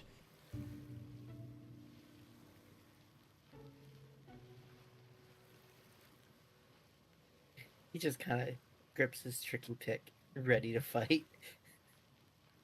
So I look to my companions and say, everybody ran north. They're gonna let us live if we go north. And yeah. Yeah, but like there could be some very useful stuff here. Like There's no- I don't know what's in that jungle. It could be worse than we think, There's no telling that these things didn't attack them as well. or that they're telling the truth. What are they blabbering about? We should just kill him. Only their friend can speak our language. Oh no, they're attacking, I think. Uh-oh. Oh, you think? They're not leaving. We'll just take everything from them, too. Everybody watch out. And I get ready. Alright, so you try, but it seems your allies were not so keen on just rushing away from this scene. There may be more to discover. We got information though. I call that a win. Mm-hmm, Oh actually. yeah. Yeah. Don't forget to bump Rask's initiative up by 1. Mhm. Yay. Rask actually does get past this other steam method here. And let me change the music and also inform you guys about the circumstances of this encounter. So, Rask, I will say, because of your simple kinesis, if you spend a single action every turn, you can remove the concealment effect within your kinetic aura. So, anything inside the kinetic aura will not be in the mist, it will not be concealed. Second, each of these geysers is on, as I said earlier, foreshadowing, on a 6-second timer. So if you end your turn within the space of a geyser, you might not want to do that, actually. Cal, go find out. If you want to Warning. end your turn to the geyser, don't. Yes. Warning, they are not video game geysers. They will hurt. So, with that, let me get my combat music going. Yeah. It'll be a fun combat, so I'll do the boss music. So, Tresser, you're as ready as anybody to start this fight. You want those elixirs. What do you do? Yeah, I want the stuff. I'm gonna start with an exploit vulnerability on this closest elemental. Learn about them at the very least. Okay. You aren't able to figure out much, but you can get a fan out to start blowing away the steam or something. Yeah, that's a good idea. Can I learn something? Can I use my? I keep forgetting what it's called. Dubious knowledge. Yes. So dubious knowledge, one truth and one lie. What two things would you want to know? One of them will be false. Ooh, I'd like to know if they have any what their vulnerabilities are, Mm-hmm. and what their lowest save is. Okay. So, their lowest save is going to be their fortitude. They're pretty small and weak creatures, but you do know that they are weak to cold. You could try to freeze that vapor around them. Ooh, so Heavy either breathing. they hate the cold, or they are afraid by PG-13 movies. Not that I'd know what those are. Cold. Okay. For my second action, like I know he's concealed, but I'm gonna try it anyways. I'm going to step forward as my second action Mm-hmm. and use my third action to strike Okay. with this my tricky pick with a fan taped to it. Sure. Oh, do I roll the conceal first or? Yes, you would roll a DC 5 because they are concealed themselves outside of the aura of Resk here. You do miss, unfortunately, even though you were Darn. going to land the strike. Oh well, that's my turn. Alright. So, sorry, I Ooh, need to I get got a fan. concealments on Ooh. all of these guys. There we go. Starnbrook, it is your turn. So first, use that cold thing. Well, I shall use the coldest thing I have on hand. Which is, well, first he's actually going to rage. Mm-hmm. Afterwards, he is going to move over here. Make sure to apply the effect. Of course. There we are. And, well, he can't do. He probably shouldn't do an intimidation right now, but he will definitely strike at the steam thingy. Alrighty. Let me first try a DC 5 flat check. Or. Yeah.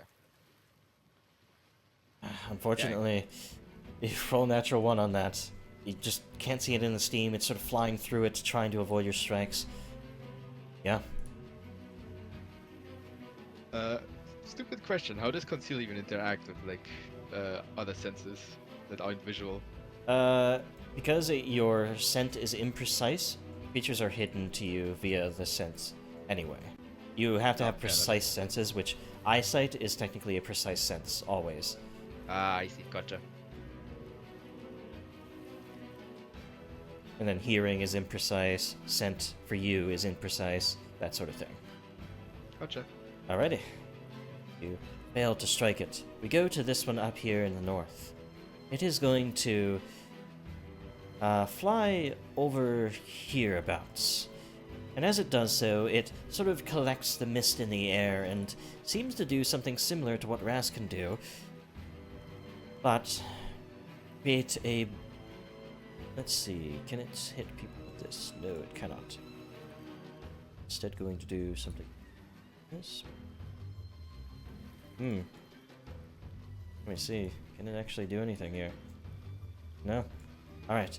So, Cow, it is just going to strike at you. Trying, in vain, actually, to do much at all. It sort of slices up at your back, doesn't do much there. These guys are also flying, so they're just at 5 feet of elevation right now, but they might change that in the future. Spores, over to you. Alright, let's see if your information is right, Tresser. And Sport is going to go ahead and cast Frostbite on this method made by Kyle. Mm-hmm. And because you're of the Storm Order, you are not having to worry about the concealment via natural effects like this. Indeed. This is great. We went from a fight terrible for you to one that's great for you. Mm-hmm. Unless roll it's their a fortitude. into- And, well, Oh yeah. something there it wasn't is. right about Tresor because they seem much stronger than he said they would be. They just Well, shrug it off. now we know. And then Schwartz is gonna finish off by casting guidance on Rask. I think that's actually a really good way to run dubious knowledge. Mm-hmm. I had no idea which one would be true. Good job. We still don't know which one's true That's though a good because choice. it's succeeded. Yeah, it could. All its other saves could be higher than 12. Well, if their lowest save is a +9 at this level, you guys are in trouble, so you can probably deduce from that. But yes, guidance is sent out to your ally, Rask. Rask, you can add those spell effects to yourself. We get to you. And Rask, also, yes, you do need to spend a single action per round if you want to maintain this globe of no concealment. Yeah, I'm gonna do that. Okay. I'll just go ahead and do that on my first action. So then I'm going to stride up. Okay. You bring yourself in here. It is sort of all of a sudden very clear in a dome of mist all around. I wouldn't be able to catch the top one anyway, so I'm just going to stop here. And I don't have a whole lot of time to grab much water, so I'll try going for collecting a glob for a blunt blast. Okay. That is what they say on 420. Yes. That's a hit, though. Blunt, 2 damage. 2 damage to it. It seems to affect it like anything else would.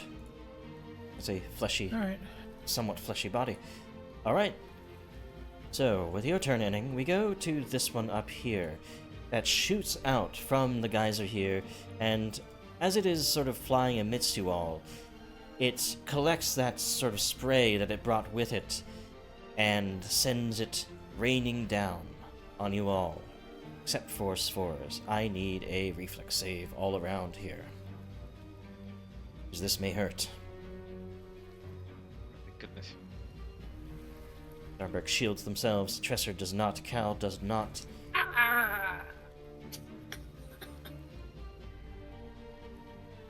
And Rask, you are able to shield yourself as well, so you take half damage. The other two take the full 2d8, 9 fire damage. As it rains down onto your scales, it burns heavily. And Rask and Starnberg take 4. And them. I use a reaction to call up a little bit of water to blunt the effect. Okay, deflecting wave, right? Yep. That's I take 2. against fire damage. Yes, sort of deflect some of that steam away. Cal, that hurt. What do you do? It hurt a lot. I was going to step away from that one that was going at his back. Mhm. He's going to start focusing with a spell strike on the one near Starbrick. Okay. And unfortunately, I don't have any cold available to me. Oh, that's not right.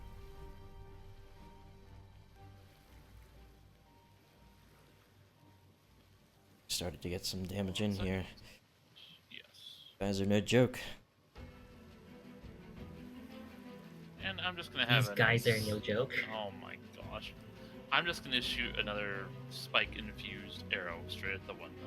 Okay. These geysers are no joke. Yes, I just realized it, yeah. That's a hit. 2 and 10 against that one that is below Starnberg there. That's gonna hurt it really badly, though it still maintains its flight. Ah, so it does not seem to take persistent bleed damage. They are immune to bleed, because as it sort of carves a hole in them, water is the only thing that falls out. Though, as that water is sort of pouring out of it, it is going to rush into the geyser here to perhaps, gather some of that steam to itself. and as it does so, a spray of boiling water is shot out as a breath weapon. Against Brask and Tresser, I need reflex saves from you both. Oh no. Brask, Nah. you hide directly behind the massive backpack of Tresser. Let's hope Tresser can save themselves. Thanks, friend. Tresser, unfortunately, you have been doused with so much flaming water that you fall unconscious before you I can knew I even... could count on you. Time Do for much heat else. stroke. Yay! That'll be that one's turn. Well, Tresser wouldn't be your turn here. You would be going before the creature that downed you. So you have a round to, well, hopefully heal up. So I'm going to put you all the way down there. Starnberg. What do you do? Yep. Well, Rask, you will pick up the big one, I should say. Right. No, you won't let me. No, I mean. You Heal will pick up- Tresser. I'll heal Tresser. Yes, exactly. Good. With that, Starbuck invokes the effect of a talisman he picked up. All right. What was the talisman? Potency crystal. That'll do some work. As the weapon glows with magical enchantment. Just remember, everybody, I won't be able to move this turn, so this is where the aura will be. That's fine. I'm planning to attack the one to the top of you anyhow. Thank you. Could always step to flank. Hmm. Hmm. I think I'd rather not. Hazards of the place?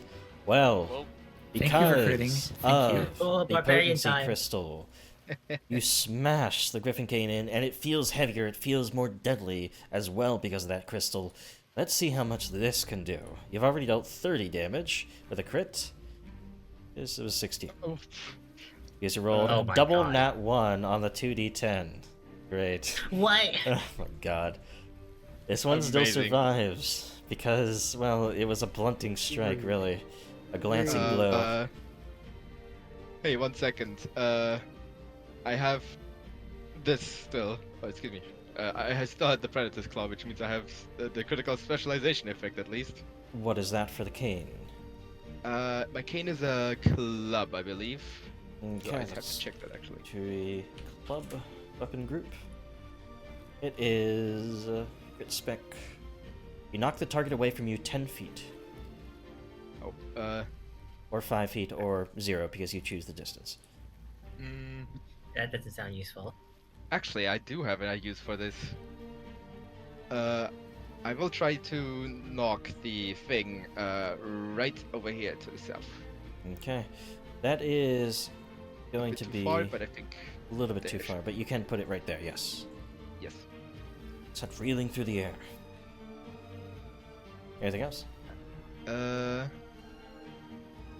I will proceed to try and intimidate the healthy one. Okay.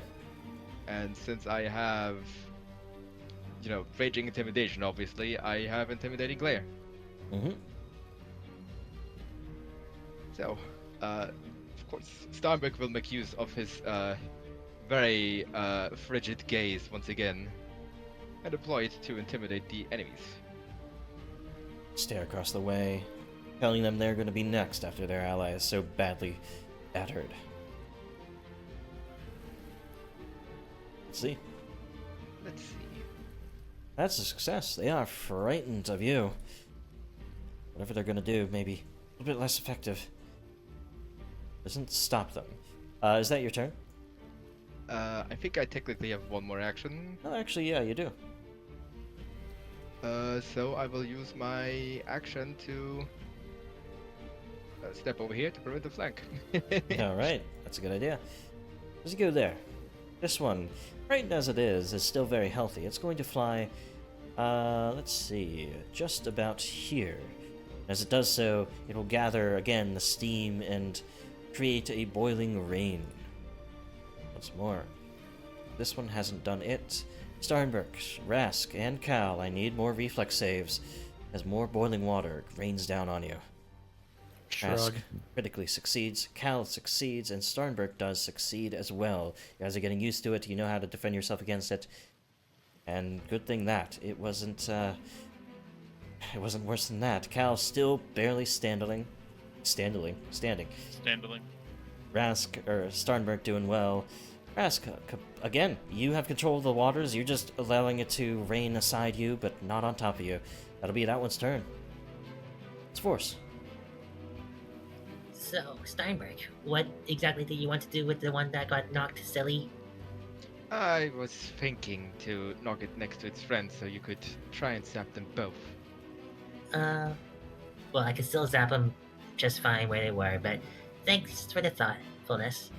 And Sports is going to, in fact, zap the one next to Rask and the one to the bottom left of Tresor. Now, because you are outside of the dome, they will be concealed. Oh, wait, no, you're the They will storm not. druid. Yeah, you're fine too. All right, go for it. So the two damaged ones were the ones you're Yeah, attacking? the two damaged ones. Trying to finish them off. They both succeed. To send this lightning through. Exactly, bro. They're also pretty reflexive. They each take 3 damage. Though it kills one, even so, conducted on the Enough. water. The other one in the steam is just barely holding on. Anything else? Spores is then going to cast a guidance on Cal. Okay. Hey, look like you need some luck. He certainly does. Alright.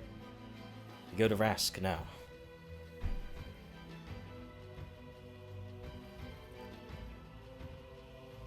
Oh. Okay, yeah. I maintained the anti-concealment effect. I will heal Tresor. Forgot Ocean's Balm is only one action.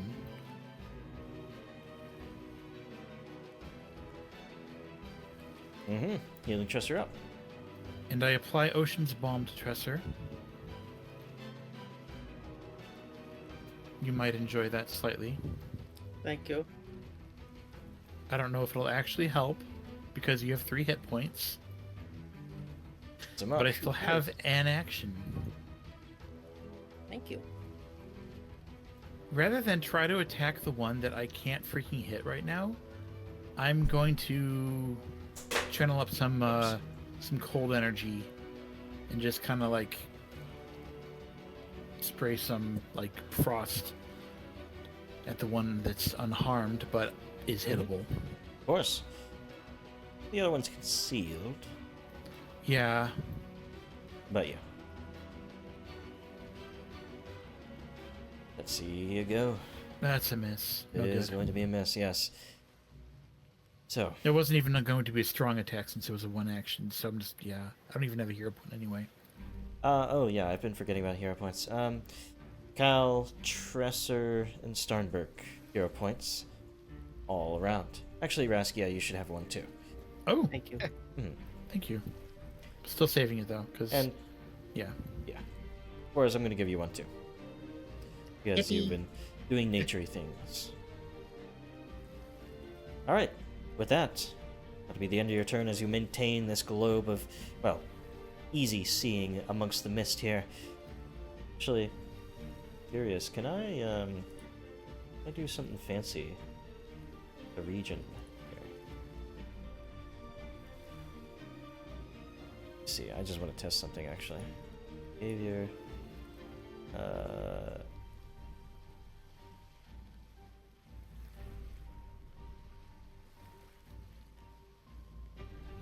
Does that work? They're like no fog, right? We're still fogged. Okay. I thought that was gonna work. Anyway, Kyle, over to you. I'm gonna use Shooting Star Mm-hmm. to fire at the one that's near death in the geyser. Yeah, and it will strike true, Concealment. ignoring the concealment effect. That hits because of that, and 3 damage is enough to kill it, as it seemed almost like it was getting reconstituted by the hot steam there. It wasn't fast enough. You're able to shoot it down. He draws a second arrow with his renewed spell strike and turns to the one next to him. Again, spiny arrow. Mm-hmm.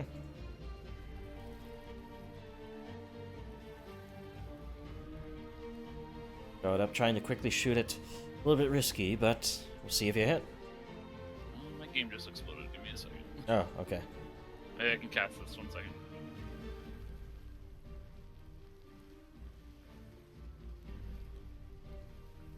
Might be the fog effect or something like that. Making things laggy. Oh no, you do. Guidance on that, of course. I can Hit. still kind of function. Because of the guidance, in fact, actually. 6 damage from the piercing of the arrow, and another 7 from the slashing of the sort of spines that are alongside it. This creature is barely holding up. And that's my turn. See that? That's my damage. I'm gonna get up, stride over, and strike. Alright. Move your prone and head on over to finish it off.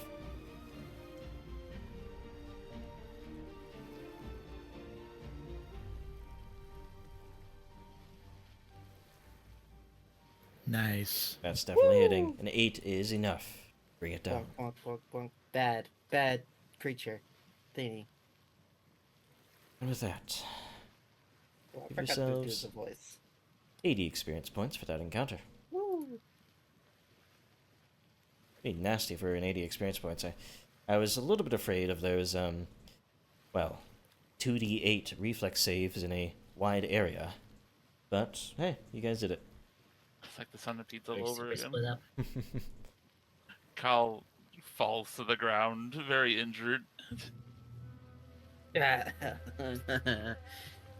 You're getting healed right away. Step right here, Tressa. I'll take care of you.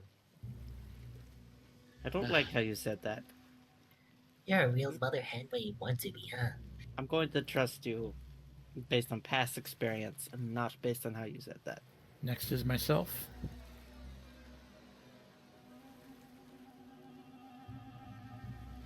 Pretty good healing. Here you go. Enjoy your healed arm bone. Can I have a nice bandage? No. Wow. Okay. He administers the next patient if he has the time. Yeah, nothing comes out of the steam. Cool. And, yeah, Rask is helping make sure it's not too hot and too humid. I can also contribute another heal to Cal at the same time as needed. Wow. I'm on a roll. Not needed. I appreciate you not killing me with a critical failure. Looks like we are all healed now. All doing pretty good. Except Starbuck. Well, Well, thanks, big guy. of course, it's just my duty. Now, if you will excuse me, I should probably tend to my own. You know what my duty is, Starnberg? No, you will not use your magic on me. Why are you so paranoid of magic? It's a personal thing. You know how gods can be. No, not really. Well, not all magic is godly.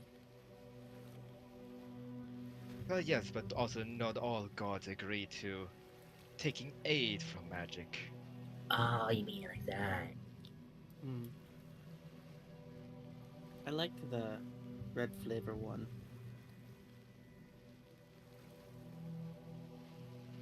And an eagle eye elixir and a cheetah's elixir that seem to have been left behind in the haste that the survivors led with. I will probably drink that. Well, I Eagle hope eye those for are Cal, worth. maybe? I hope those were worth the third-degree burns. Anyone have any eye problems that potion would help? I should be fine. My eyes are always closed. I can take it and use it. Yeah, it'd be good for you.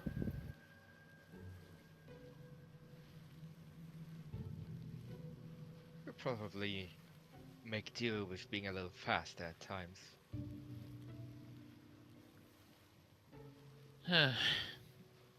Maybe should have just left this stuff here.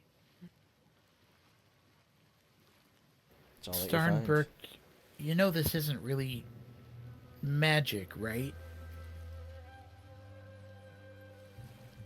I think that kind of rather theological question is something I shouldn't be asking myself right now. It looks like magic, it works like magic, it heals like magic. What difference is there between that and magic? What matters to me? Ugh. So, does this mean you're going to reject all friendly magic? Yes, Okay. Don't you want some guidances? Some conductive weapons? when the moment calls, I can perhaps bend my rules. Awesome. Zap zap. All right. So, as the geysers sort of peter out to the north here, you see, seems to be, a fungal jungle stretching out into the ravines and such around the pillars, the mountains, essentially. Stalagmite mountains, really. And, well, judging by everything, kobolds certainly aren't here. We should head north, see if we can follow any trails or anything. We're obviously Yeah. attacked by the shark. Are there any are there any shark teeth here? You know, Like stuck in the boats or anything?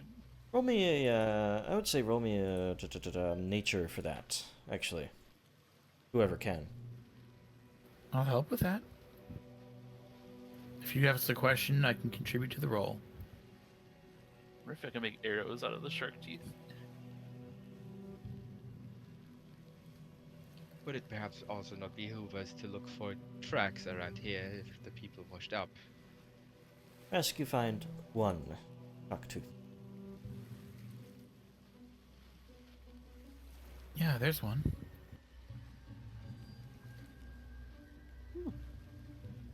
I will take it. Have to use your own teeth? I'd rather not lose my teeth. Well, what about your brother's teeth? They look Yeah, about the don't same. lose your teeth. They look pretty nice. I'm not going could to probably- take my brother's teeth either. Yeah, I that'd am be rude. qualified to dentistry, so if you change your mind, Cal just looks at Starnbrook really weird. I'm not a shark. Stalberg just grins in return. What? He's a kobold. He's a very cool kobold. I'm not a fish, okay? I said kobold. I know. Come on, Rask, let's go. Just ignore them. Whatever. As you guys head north, we're going to take a 5-minute break here. Cool. Get some water, Okay. all that. Sounds good. Thank you guys who have been watching. We will be back in 5 minutes. See you in a bit.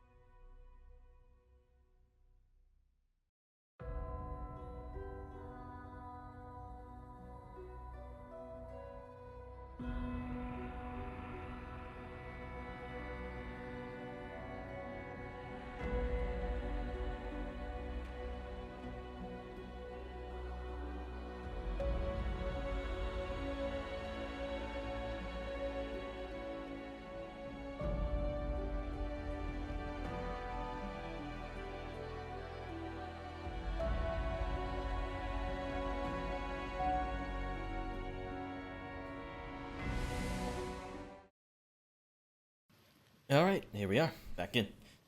Okay, so, gotta give it a moment for the, all my fancy doodads to load up on the stream. All the HB and the party XP, there it is. And there's that. I just need to do one thing every time, because that annoying message doesn't go away. There we go. Alright. So. Where were we? Sorry, I had some fried mushrooms. They're really addictive. Really good for Oh Costco. yeah. Mhm. I love mushrooms in real life. Kobold posting. Oh, It's probably your trail rations around here.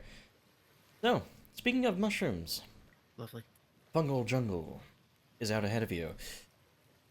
Very quickly, the once barren, sort of rocky landscape from too hot steam is transformed into a landscape lush with this jungle fungal life. There are these many small creatures that are sort of like lizard-like that leap from, mushroom to mushroom, and these mushrooms tower about 10 to 20 feet into the air to sort of give themselves the widest sort of surface area to gather the moisture and spread their spores. I'm gonna move you guys over to a new scene. As you begin to follow this path and explore this fungal jungle.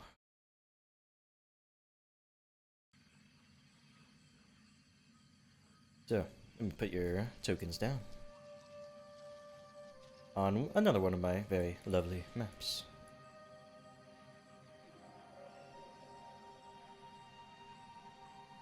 Spreading out ahead of you is this, well, fairly sizable pathway, almost it seems.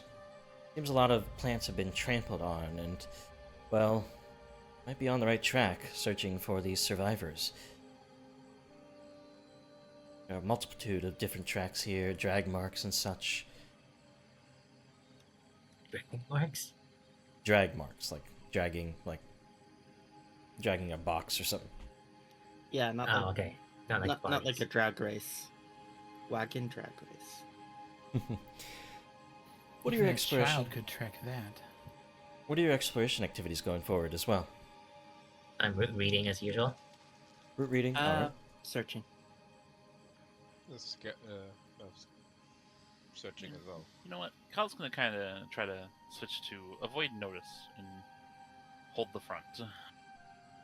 Okay.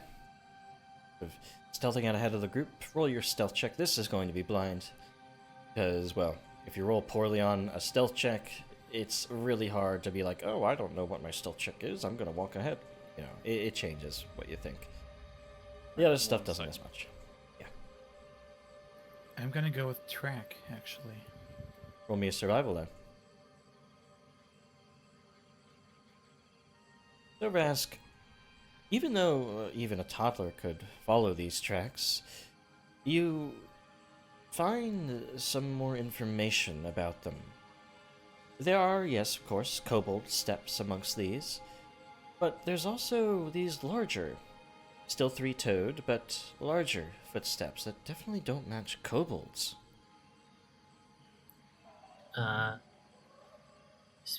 Forrest pauses his reading for a moment and goes What could ahead. that be? Say something? So what could these footprints be? They don't look like ours. They're awfully big, huh? Forrest pauses his root reading and asks the mushrooms if they know what might have passed by other than kobolds. Okay, use your diplomacy. They are I'm sort so of in glad your it element here. specifies fungus. Mm-hmm. They're different. They knew someone was gonna say. Actually, yeah. Hmm. I'm gonna There's- reroll that. Let's see, I need. Oh my goodness. Unfortunately, the fungus is silent. There's no fungus among us that is willing to speak. These mushrooms are so mean to me. Also, before Hal moves ahead of the group too much, Tresser, your eyes have been peeled for dangers, you're paranoid enough, and, well, actually, this time there are dangers. You spot hidden pit traps, sort of covered over with like dense foliage that go Oh. 20 feet down. As you Oh, realize. these are pretty good. I almost missed that. Hey, Stoneberg, don't go any farther. There's a trap like 10 feet in front of you. Cal was probably about to step straight into one. Absolutely was. We were trying to go ahead for the stealth mission. You too, Cal. Those are pretty good. Look at that. Wait. Did the people from Durzak dig these, or were these here? I mean, probably. I'd No. assume that a Durzakian kobold would make a trap on their tracks. No, listen to me. I see kobold footprints, but I also see bigger footprints that don't look quite like kobold. I think people live here. Three-toed and longer, sort of more spindly toes. If the Durzaks were running from the shark, why would they be putting pit traps? Exactly. So they are either being captured by somebody or escorted. Oh. That makes more sense. That's probably Yeah. worse for them. Maybe it's friends that are trying to keep them away from danger. I will say one more thing. Starnberg, because of your imprecise scent ability, you taste on the air this horrid, rotten stench. It certainly doesn't seem to be coming from these mushrooms, because you had passed by quite a few of these tall mushrooms on your way in here. Only now, when you reached this point, have you started to taste that horrid, rotten stench on the air. There's something rather rotten in this part of the jungle. I guess we just be careful what we breathe in then. Can you tell where it's coming from? Not. That would be a quite. perception check. Check on your Let me nose's see. perception abilities. His tongue's perception, at least. Well, yes. Starnberg, you actually start to sort of go around triangulating, testing. It seems to be wafting down from the top of the hill. Up here, to the north. I can't ping for some reason, but up here to the north, where these little other mushrooms are growing along the cliff face here. Whatever I'm smelling, it's wafting from uphill. I would say an ambush, probably. Perhaps we should prepare for people to follow us if we step past these traps. If they don't jump us, that is. Well, I certainly am not going to be climbing up a cliff. Well, Let's out stay alert basking the then. plants as we go. If Maybe- they've already seen us, then there's no point in sneaking. So let's just stay alert. Cal will Yeah. continue to try to be quiet and get a glance ahead. Hopefully not fall into any pit traps. He's gonna stay closer to the side of the clearings, closer to the mushrooms. Okay. And I'll keep an eye on the tracks just in case anything out of the ordinary ends up being seen. Starbuck will like take the rear to see if they're actually gonna get followed. Anybody who is doing a search action as their exploration activity, do so as you continue through this mushroom jungle. Do you want me to continue with the stealth checks as well? Yes. Sort of location to location, section to section sort of thing. Like I'm stealthing and everybody's just like right next to me. Oh, here. Cal, as you're stepping through the fungal jungle, sorry, I'm going to keep saying that, you trip over some of the sort of like tentacle-like roots of these funguses and sort of faceplant. Well, the natural one. Right in front of what seems to be this animated plant that reaches out of the shrubbery here and has this sort of like spear-like appendage that's looming over you. But then it stops. Cal just kind of looks up at it from where he is on the ground. Hey! Who's that? What are you doing here? More of you? We come in peace. Oh, there are already so many and now more. More trample in my home. How dare you? I ought to stop you here. No, we don't have to be enemies. We're just looking for our people. Looking for your people? Why didn't you follow them here? Well, we were kind of busy doing other things, and they left with just about nothing to say. There are Just disappeared. too many of them and their friends for me to stop. But I can stop you. More. Or I can make it so there's safety once here. Again, solitude, finally. Or at least partially. Once we find the others, we'll all leave. Then you'll have your solitude once again. How do I know that for certain? I don't even know your names. I'm Rask. Tresor. Spores. I'm Cal, but you must take our word on it because obviously they haven't been up here before. Why would they want to be up here? I don't know. Why don't you tell me? Why were you here? Why are your people here? They were running from something. They? Are you not with them? Were you not Yes. with them? There's 2 villages. 2 of us come from one village. One of us comes from another village.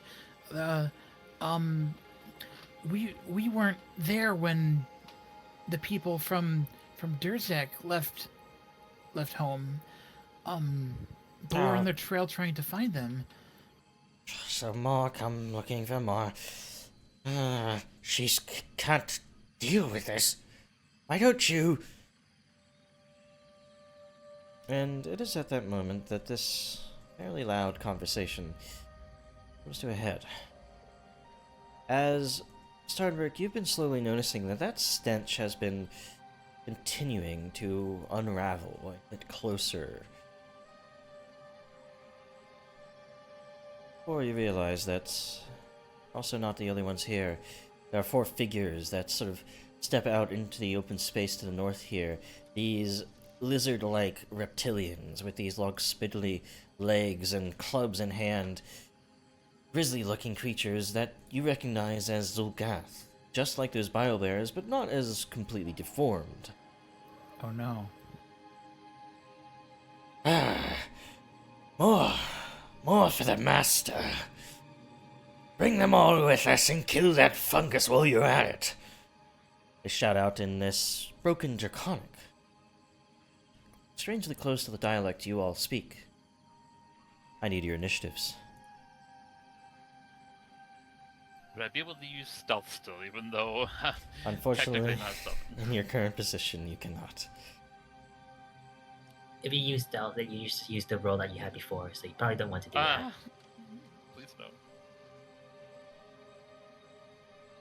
More for the masters. So, these lizards and the fungus are definitely not allies.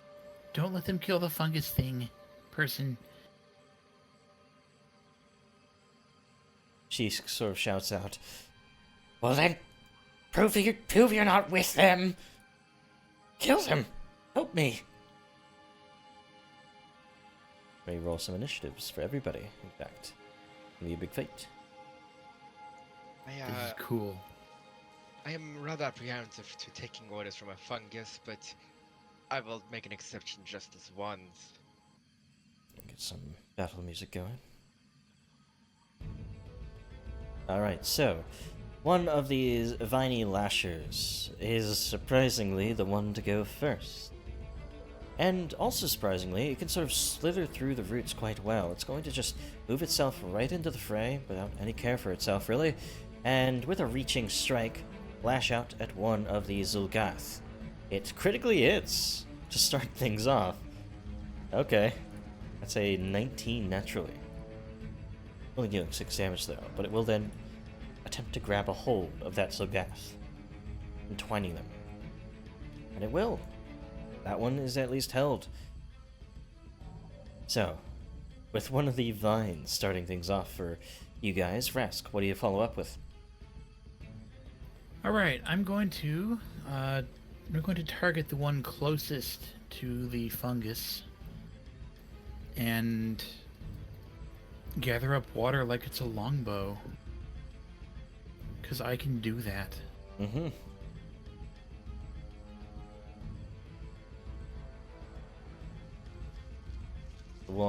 Longbow water can be slung further afield. I don't really know what elements to use, so I'm just going to go with an icicle arrow. Okay. This is a full shot. So 2 actions. That's Oh boy. going to crit as well. Okay. To line it up and playing it back, it slashes directly into this one here, sort of into their chest, and melts quickly, falling out of it, leaving a cavity behind. Somehow the thing is still alive, but barely. Maybe I can do a follow-up shot and finish it off. Let's give it a try. I don't need to move. That will hit as well. You sling one quickly off. It was reeling from the last one. It gave you a good opportunity to finish it off with another shot straight to the skull as it falls dead. 1 down. There's still 3 of them. Spores, over to you. Alright, I've got this one then.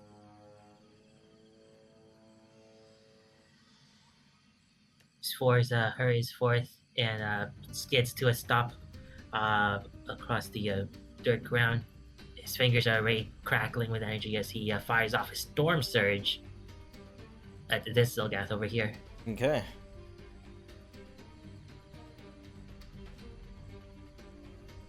Tempest Surge, Storm Surge, I keep on mixing them up. Mm-hmm. Tempest Surge is the powerful version. They are able to see that you're sort of surrounding them in that roiling wind, and are able to dive away from it. Not taking much from that, unfortunately. There goes my focus point in my entire turn. They seem decently reflexive, these creatures. Now, Sheesk. Alright.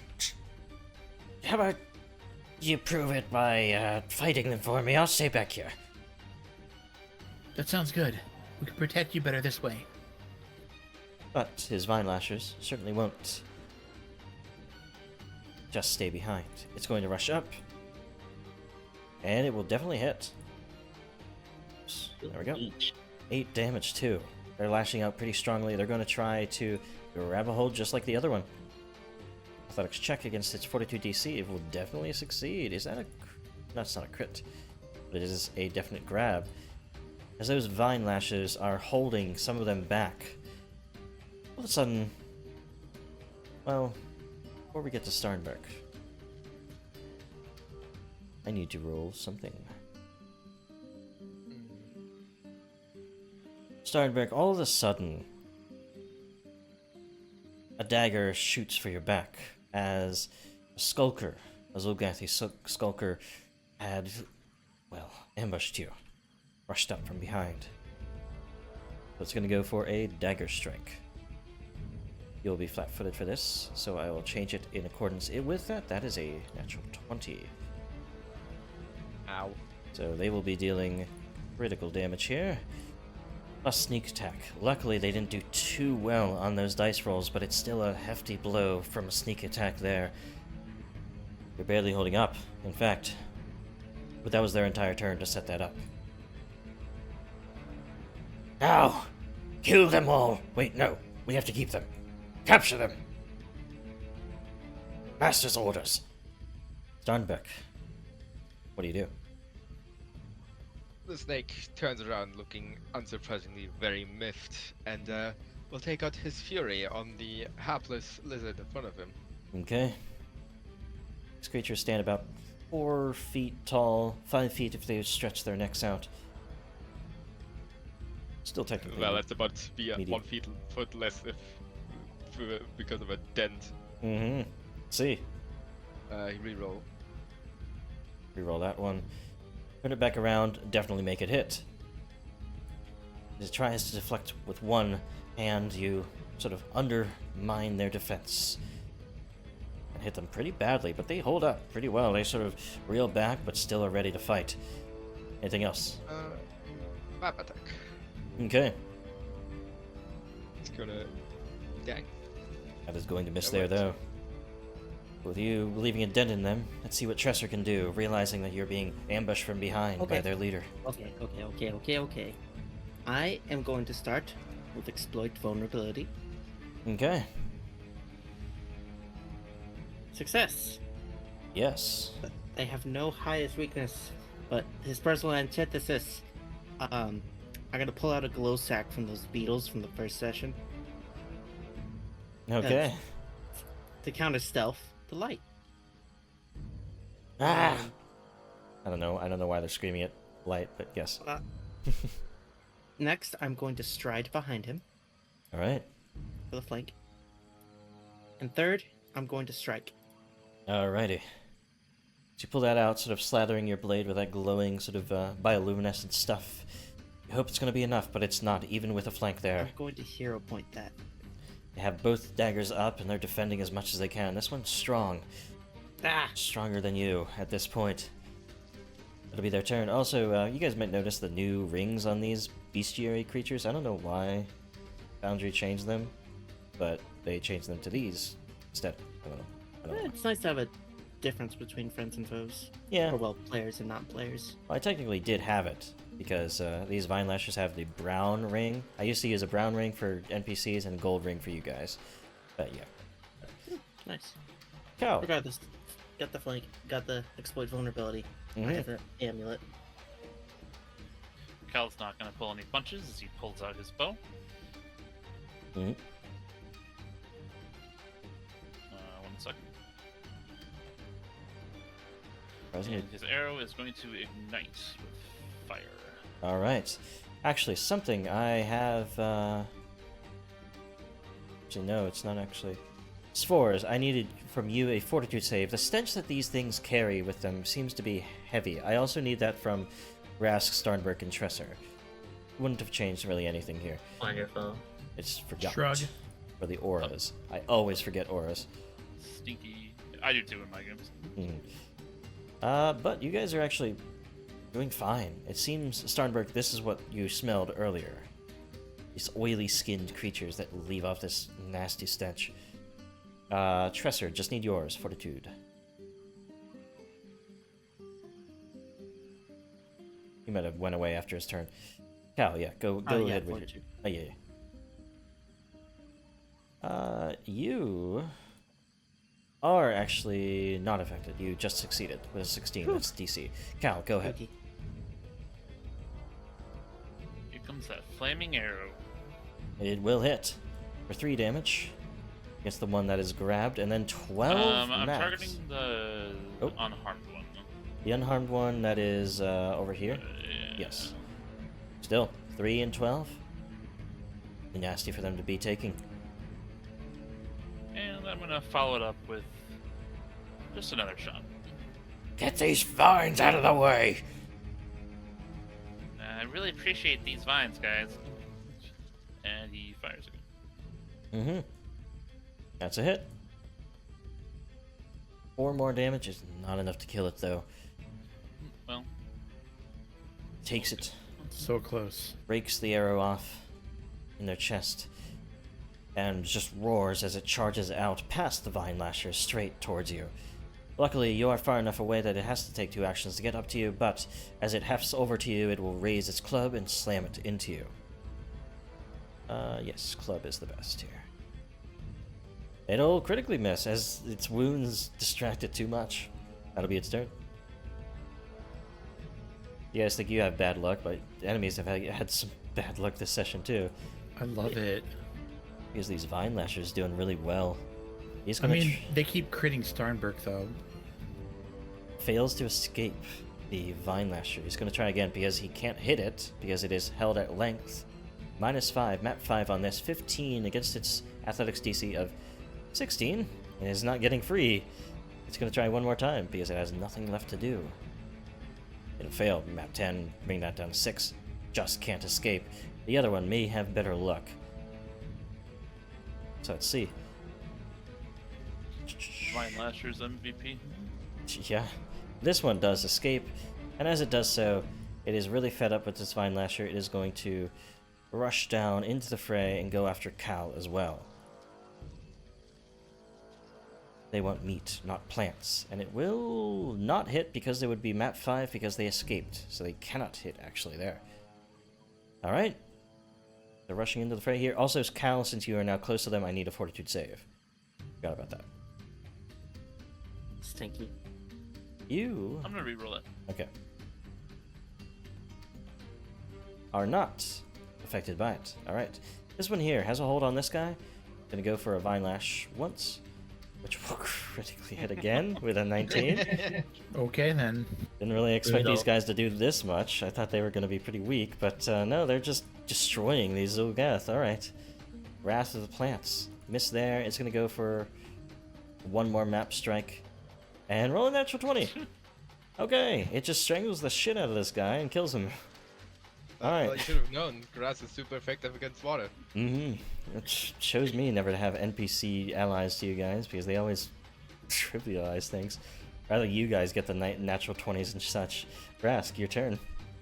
Ordinarily, I would leave a guy that's surrounded by 2 melees to the melee. Guy's tough, though. But with Starnberg at the health level he's at, I don't think I can do that. Sorry about that. Your death. Gonna get myself angled so I avoid any kind of potential penalty. Hmm. And fling off a 2-action concussive blast of water. Good thing. Getting it off.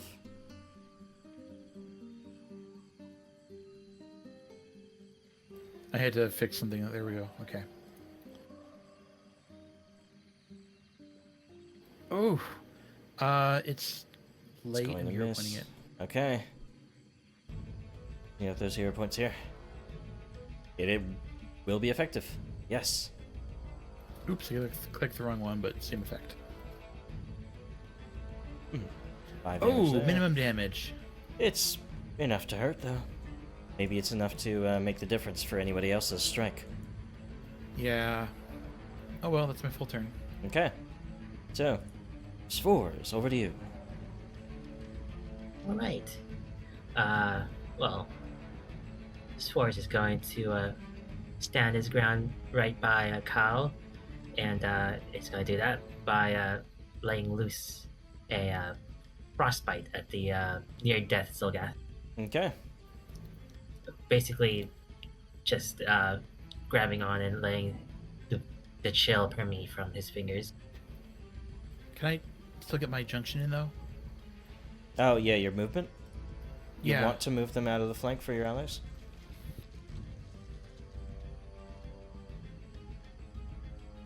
I was thinking about doing it just to literally just to protect Starnberg.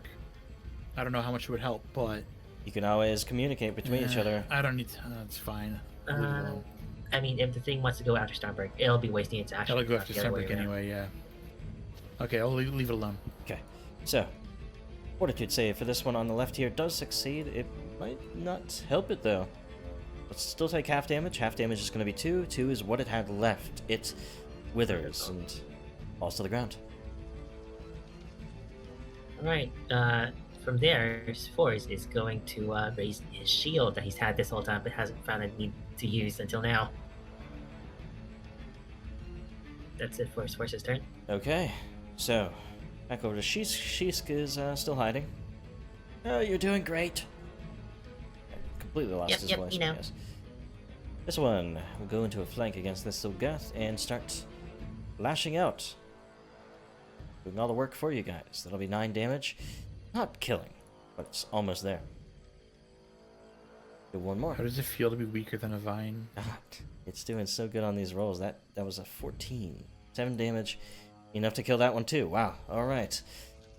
So, that leaves only this guy left here. I can't fail the master. At least I'll take down one of you interlopers with me. Going to try to... Just go for a strike against Steinberg. Didn't really have the stealth advantage here. Misses that strike, goes for a second with his other dagger. Definitely hits. There he goes. Flashes out 6 damage to Steinberg, but... I'm going to react. Okay. Oh, Amulet's abate. with Amulet's Abeyance, it does not work as I thought. The macro, but the thing itself should reduce his damage by 3. Yep. Yeah. Give yourself 3 back. 2 plus level 3. Oh, that make me take basically no damage. Goes for another desperate strike. And it rolls a natural 20. As you didn't expect them to continue to strike and strike and strike, they stab you directly and send you reeling to the ground. That's all they can However. muster. Yep. Final spites. Okay. Not going to let them... Yes, go ahead. Sorry. As he's falling towards the ground, his vision clouds, and with one final swipe, he tries to bring his opponent down with him. Okay. Just a strike full of vengeance and venom, more or less. Angrily lashing out, you do hit. See how much you can do. Enough, in fact. Send it cracking to the ground itself. Both of you knocked unconscious. Well, him dead. And that is that fight. Well, I would say well done, but I accidentally had the Vine Lashers do everything for you guys because they rolled so crazy. We don't mind. Give yourselves 120 experience points for that encounter, though. Might have been different as well, since you were working it out with Shisk. Like the ancestry. That's Shisk. This is Shisk. Well, that could have gone worse. I don't think he's in any position to reduce your healing. I don't think... Should we just use a potion to be nicer to him? He would never know. I go up to him and place water on him. Does nothing. Doesn't seem to connect with his body in any way. What? What? Would a Why isn't it potion- working? Maybe he's hydrophobic, like a lily pad.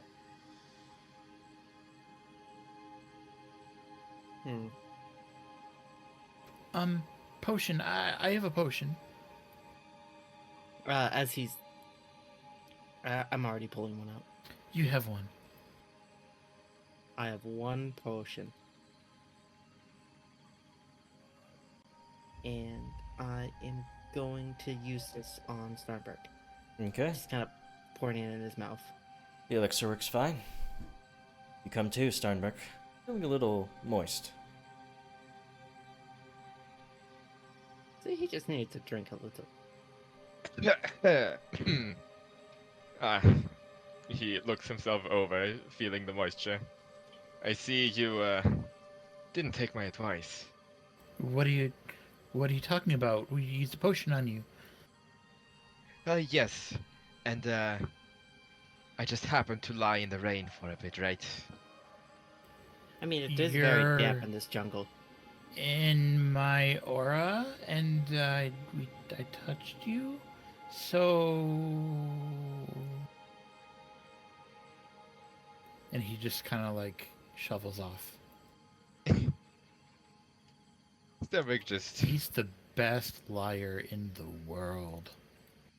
Stubbick rolls his eyes very passive aggressively. So you guys aren't really with them, then? No, they're the enemy. Well, they're not the enemy of your friends. What are you talking about? The Zolgath and the kobolds. They're not you kobolds. Walk through here together. It doesn't necessarily mean that they are friends. Or maybe not. But why'd they attack you? Why didn't you just walk with them? Because they're kind of smelly. Well, the other kobolds didn't mind. But, thank you, I guess, for dealing with those disgusting creatures. As I said, I am Sheesk. This is my home. You are trespassing on my home, but I'm going to allow it for the moment, because you're helpful. Well, Thank you, Sheesk. we don't plan to be here for very long. We just want to go retrieve our friends, and we will be on our way. You do There's that. Zolgath. Huh? They talked about a master. Do you know anything about that? I'm not really sure. I saw this one kobold with a weird, discolored face was at the lead of them, it seemed. They all seemed to defer to him. Is that the scale boss, Tresor? Tresor, you Would do I know that? remember that Scale Boss Lurnak has sort of this I forget what it's specifically called. This like a discoloration of, you know, the skin and such, myopia or something like that. I'm not sure, but yes, Zlernak does have that. I can actually give you a image of him. Yeah, So he's a little bit like these fish. I mean, he looks nicer, I'll give him that, but his scales are a bit discolored. at least on the face, sort of on the upper part of it, brown instead of what would be mostly red on his body.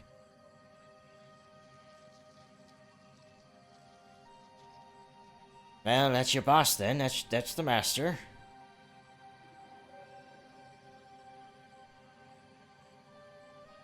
Oh, I think that answers how the bandits were able to sneak into the ruins and not provoke these guardians. They were working together. Okay, We sure the zombie Zolgaths and the these Zolgaths are really aligned? Fish is fish in the end, isn't it? But this brings to thought that that means your boss might have the chalice.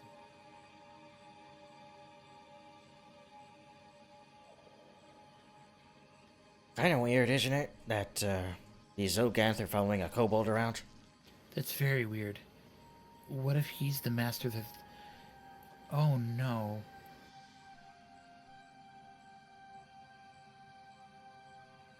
What were those papers saying before? Something about lizards being suitable for something, maybe? Yeah, that's what I read about it, but I didn't get the whole picture.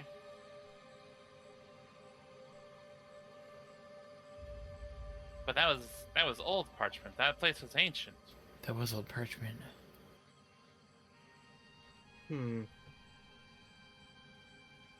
Doesn't make sense. Well, there's only one way that we're gonna make sense of it. Finding out. Tresor, since it's been a little while and maybe you're piecing together a few things, again, the chalice rings in your mind. Tell me another esoteric check. This time, Tresor, you remember what you said. A chalice represents life. And that whole place, Life. it was filled with cages. Why would they bring caged creatures into a cathedral with a chalice at its head? Why would that chalice be so powerful? What would they be doing with it? Why would it seemingly be so important to the Zolgath that they would follow whoever wielded it? Well, the chalice is the sign of mothers, newlyweds, or sea dragon. That doesn't feel like it applies here. Sea dragon? Yeah, that's what a chalice could represent. Maybe something to a mother. Maybe they were messing with life. That explains the plants. and zombies. Unlife. Immortality? Mother, mother, mother. That's also ringing in your mind. You're not sure exactly what that means. It ties together. Creation of new life? We should find this chalice. Either, whether it's good or bad, I don't feel comfortable not knowing what it is. What if they were using the chalice to bring the dead back to life? That whole would be place was pretty full useful. of undead. The rituals we found, the items we found there, it makes sense. But there was also Zulgath It that were does. experimented on, mutated in some way.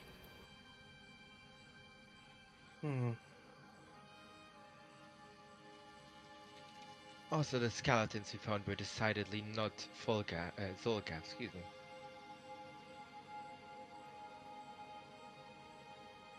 Oh, this What is would all some very, gang leader want with any of this? it's all very fascinating, but I have to get back to tending my spores and my plants and such. Maybe we'll meet again, maybe we won't. I hope we don't, but, well, Yeah, that's fair. fate is cruel. If we do meet, What? I hope you can remain at peace, Shisk. Shisk. Yes. Chokshik shish. if we do meet, I hope it's under better circumstances. I hope life can be fun and exciting for you. I have this weird empathy with you. Now this plant empathy. It's strange. Alright, I'm leaving. You go tromp through here, I won't bother you. Bye. He leaves. Bye. Into the Bye-bye. fungus. He was nice. It was strange. Starbrick, you're not looking too hot. I'll be fine. As long as I don't stub my toe on anything. You guys head to the north here, to this larger clearing where their Zolgath came from, seemingly. You see a branch. Going left, you seem to get the impression that that's where all of the tracks went. The right, however, well, goes up a little bit of a slope here. Maybe if we go up this slope, we can get a better view of what's going on before we run straight into something. Let's do it. That's a good idea. I don't know what was up with those fish dudes. If we do decide to rest for Starboard to patch yourself up, it'll be nice to be on higher ground for it. Finally! Get me out of here! The figure calling from a cage in a tent, or in a campsite here. Another fish. I rush in. Wait, No, he needs help. Eva, do you know this? She needs help. Rask. She needs help. It's a pretty simple sort of lock that you can just jam some water into and break it. Ah, thank you. And sort of stepping out is all of a sudden very taller as they sort of get out of the cramped cage. A Zolgath. So this one, very different from the other ones. More brightly colored and with this strange, iridescent, oily tail. A lot more sophisticated. My jaw kind of drops a little bit.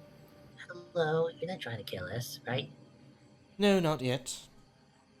What? If you're not with the others, then... Strange. Why ever are you here?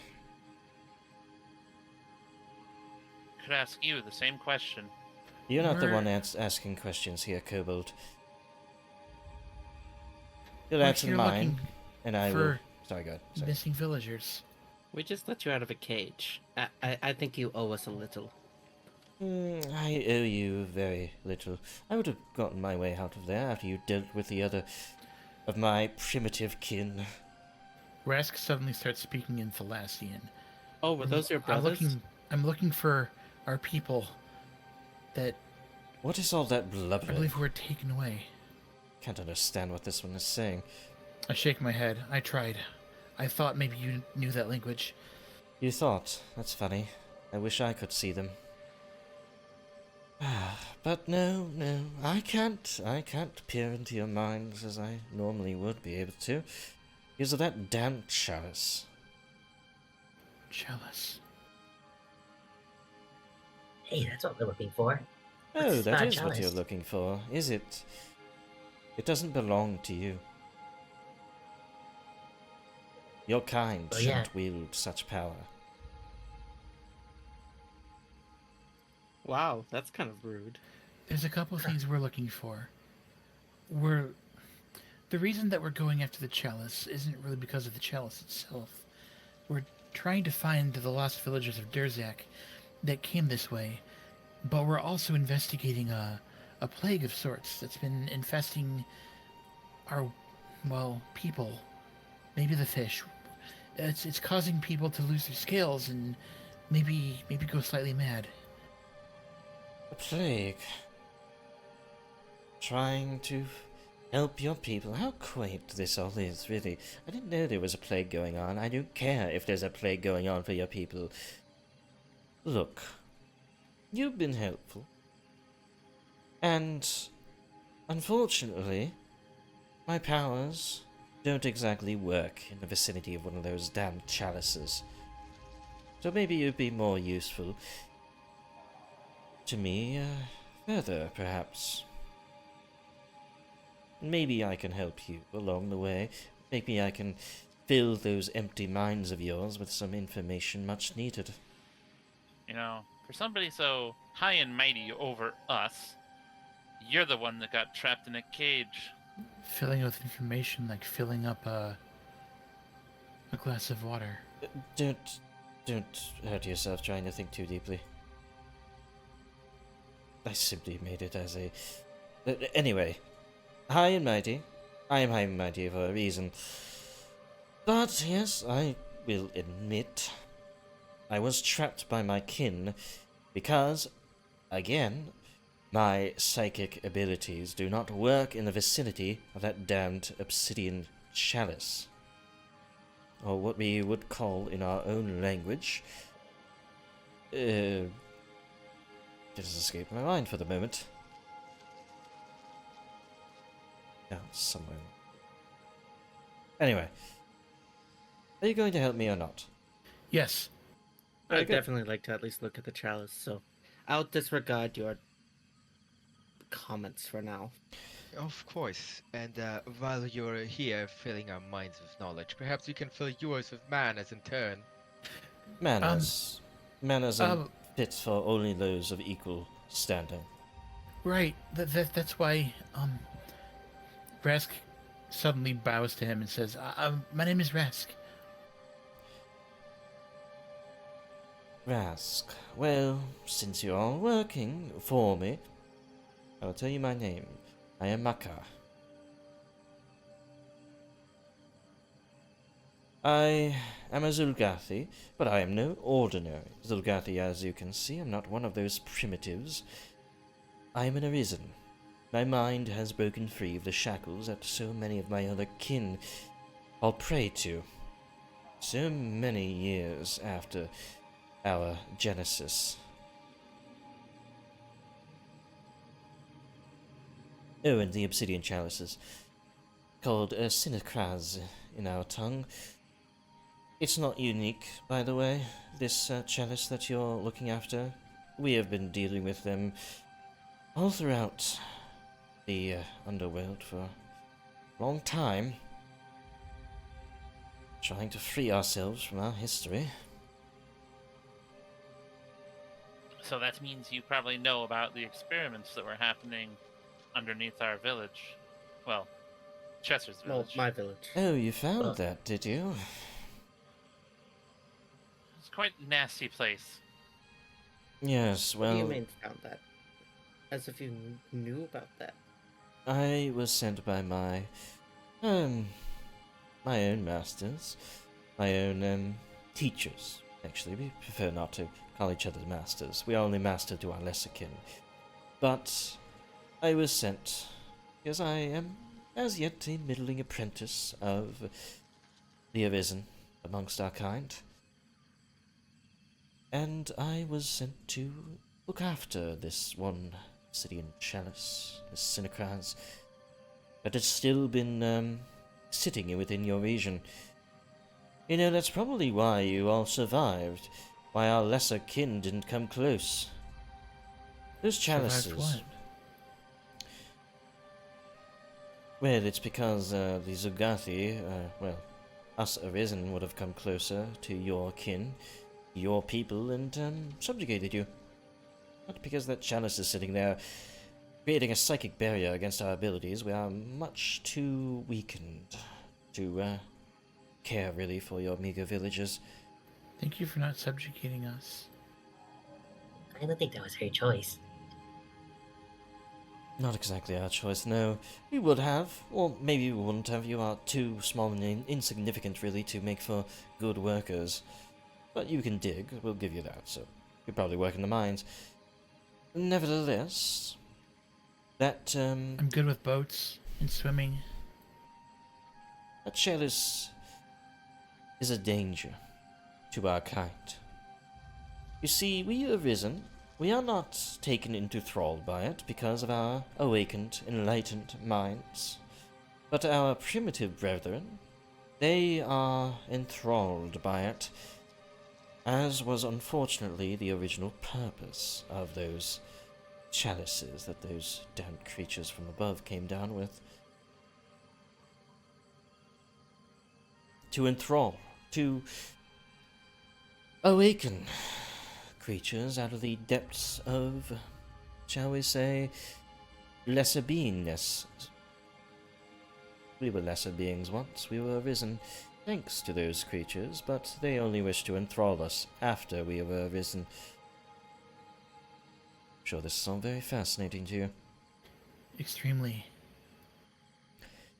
It is so long ago, though, that we don't remember much of the details, only that our progenitors came down here, rose us out of the depths of, non-sapience, and then enthralled us and used us as their servants. Now we wish to fix that inheritance and delete these chalices from existence, so that we finally may be free from their aura. And yet, here, seems even one of you lesser creatures has taken the power unto yourselves and commands my people. And it may very well be commanding our own as well. It wouldn't affect your own minds. It only affects our minds, and that is actually a quandary. Because there are many creatures in these realms that were once under the control of these, creatures from above. Strange that your kind is completely unaffected. Including you, Snake. Ah. Well, I do have some, shall we say, innate problems when it comes to magic. Sure, do you want to test that? After all this is said and done, perhaps my psychic powers would twiddle in your mind a little bit. I would pass on that for the time being, but I will be certain to take you up on your offer later. Oh yes, but history lesson aside, you're going to help me obtain this obsidian chalice, and I will be... Oh hey, VG Varus, thanks for the raid. I will be... Sorry, there was something in the back of my mind, some psychic interference or something like that. I will be taking that chalice to be destroyed. Nobody should have that power over us. You said that your people would have subjugated us if that chalice wasn't there. Maybe in the Yeah. past, This but... chalice. Kind of hypocritical. We are the kings of hypocrisy. We enslave our own kind, the lesser Zulgathi, in their rightful place, to us arisen. You see, So, those lesser Zulgathi, even without a chalice interfering with them, they still are clinging to this slave-like mentality. They are primitive. Only those of us, only those of our kind who can break through that threshold, that gate, to a greater sentience can become arisen. And thus, we are simply placed in a position where we guide our lesser kin. Like fathers, perhaps. Since our mothers are absent, it seems. Mothers. I can believe that. By the way, the kobold that got the chalice, did you manage to spot him? Is it one with a weird face? Unfortunately, I haven't. I was trying to encroach upon, well, whatever they're doing close by, and got myself captured by my lesser kin. Without my psychic abilities, I must admit, I don't have that dumb brawn that my kin have, so I allowed myself to be captured. We'll call it that, really. Understandable. It's probably safer that way. In the long term. And hence why you're choosing to enjoy your muscle now. Choosing to employ your muscle now. Oh, yes, of course. There are many ways to get people to do what you want them to do. This is the most gentle way. Diplomacy. I could employ other ways, but again, the chalice is in the way. So I have to degrade myself to doing it this way. And you seem really good at it, too. Oh, why, thank you. So what is the guarantee you don't come back and just take over all of us? There is zero guarantee. Then why should we even consider helping you? Because you do not know the power that you wield with that chalice. It is safer in our hands. We wish to destroy it. And You also wish to take control of us. I never said that. I simply stated that there is nothing stopping us from doing so. I mean, there's the chalice that's stopping you. There would be nothing stopping us once I have the chalice. Yes. You're really just convincing me to not destroy the chalice, or not let you do that. The chalice definitely needs to be destroyed. The chalice controls the mind of my people. We cannot allow it to be in the hands of yours. Nobody should have that kind of power. Precisely. It is a risk you'll have to take, and actually, since you're not agreeing to it, there is one more bargaining chip, actually. One of you has a friend, right? I recognize you within their thoughts. I was far enough away from the chalice to delve into the minds of one of your people who strayed too far from the village that housed the chalice underneath. Lorca, was it? Looks at you, Tresser. He just kind of sneers back, not wanting to give a clear answer. You don't need to answer that. I have already delved into your friend's mind, and I know their secrets, their admiration for you, by the way. But, yes, Lorca is under my thrall. So if you want Lorca back, you have to give me the chalice. This seems like a win-win. I will break the unveiling ritual once I have the chalice. This, I promise.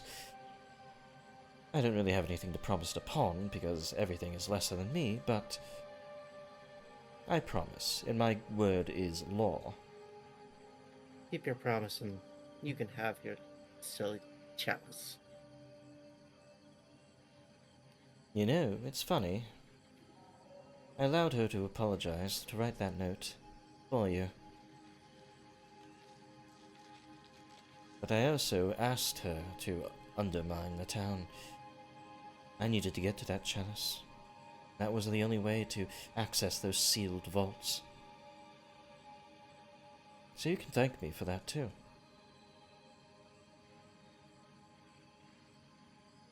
Oh, that wasn't very nice Thank of you. would be a Richard word. You know that got blamed on me, right? Oh, exactly as planned, in fact. That's why Lorca ran to you. She spread the word that it was you before he then came to you.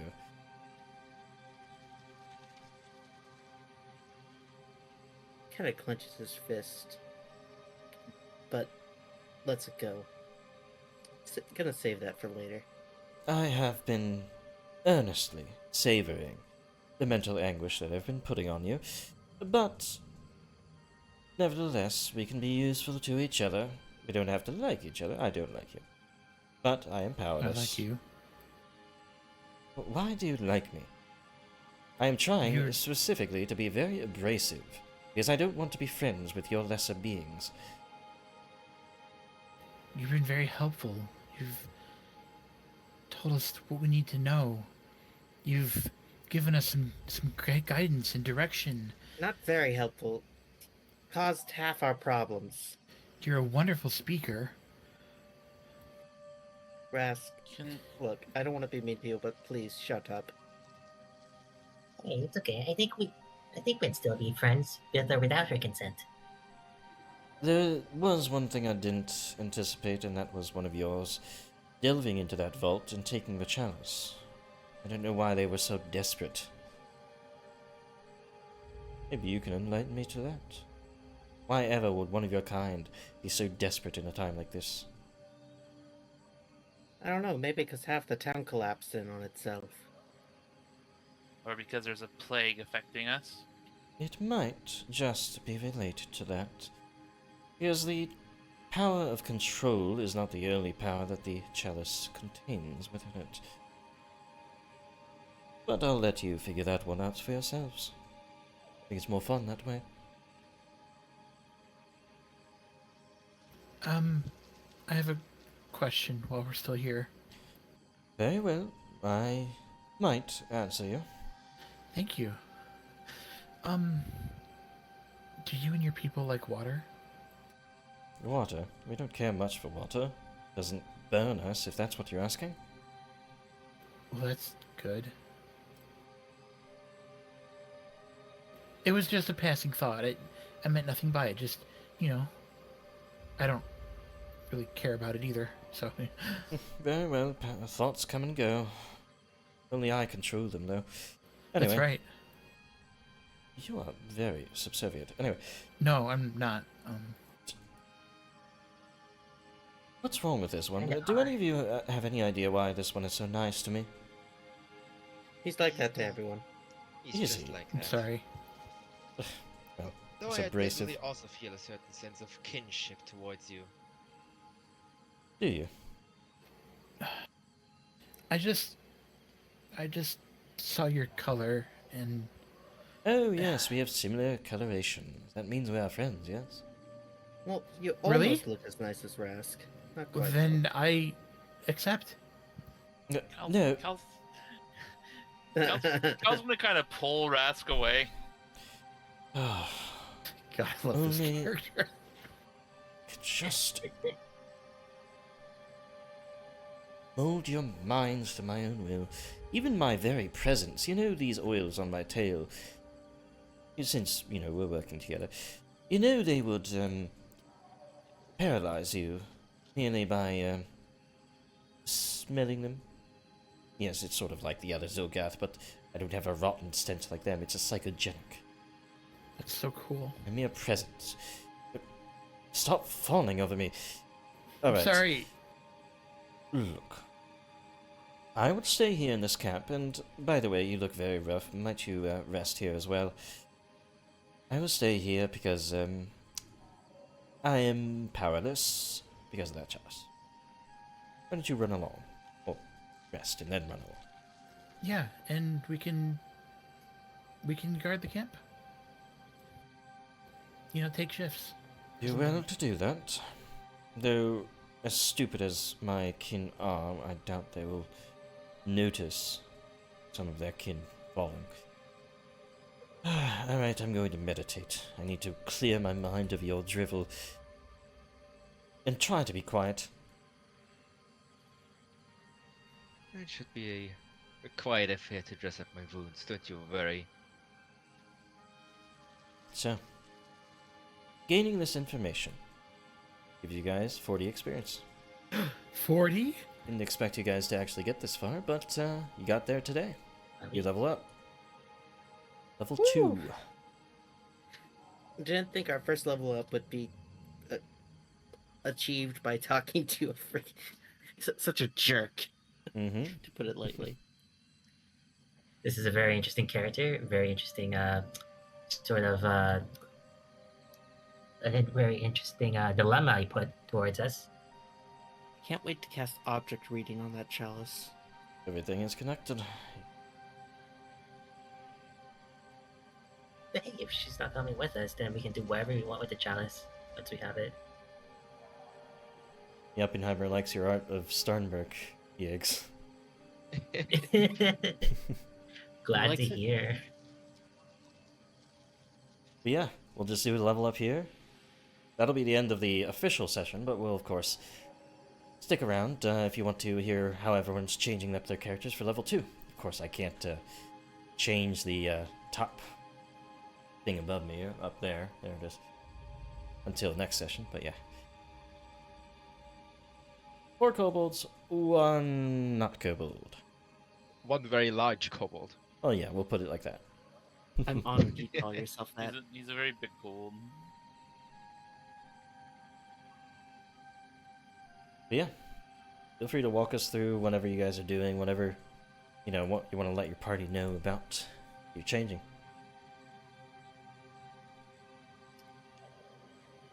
I'm probably gonna grab Acrobat dedication because Druid's one of the archetypes and classes. I'm trying to remember what my level 2 feat was that I grabbed. I get the ability to do an AoE cone blast of water or ice or whatever. Mm-hmm. All of you. And I believe I'm taking the Forager skill feat. To keep us fed on the road. It might be useful, since you already know that you can't eat the fish because they're cursed. Yep. Crystal Yeah, healing lets me heal people using crystals. Oh yes, I mean, Thaumaturge is all the esoteric stuff, even the funny stuff. Survival's so pretty funny. much going to be my top skill, I believe. Even though I don't have as good wisdom as our druid, we'll catch up. I'm definitely gonna pick up battle medicine at this point. I'm not trained in survival because you're the one who's being survival, so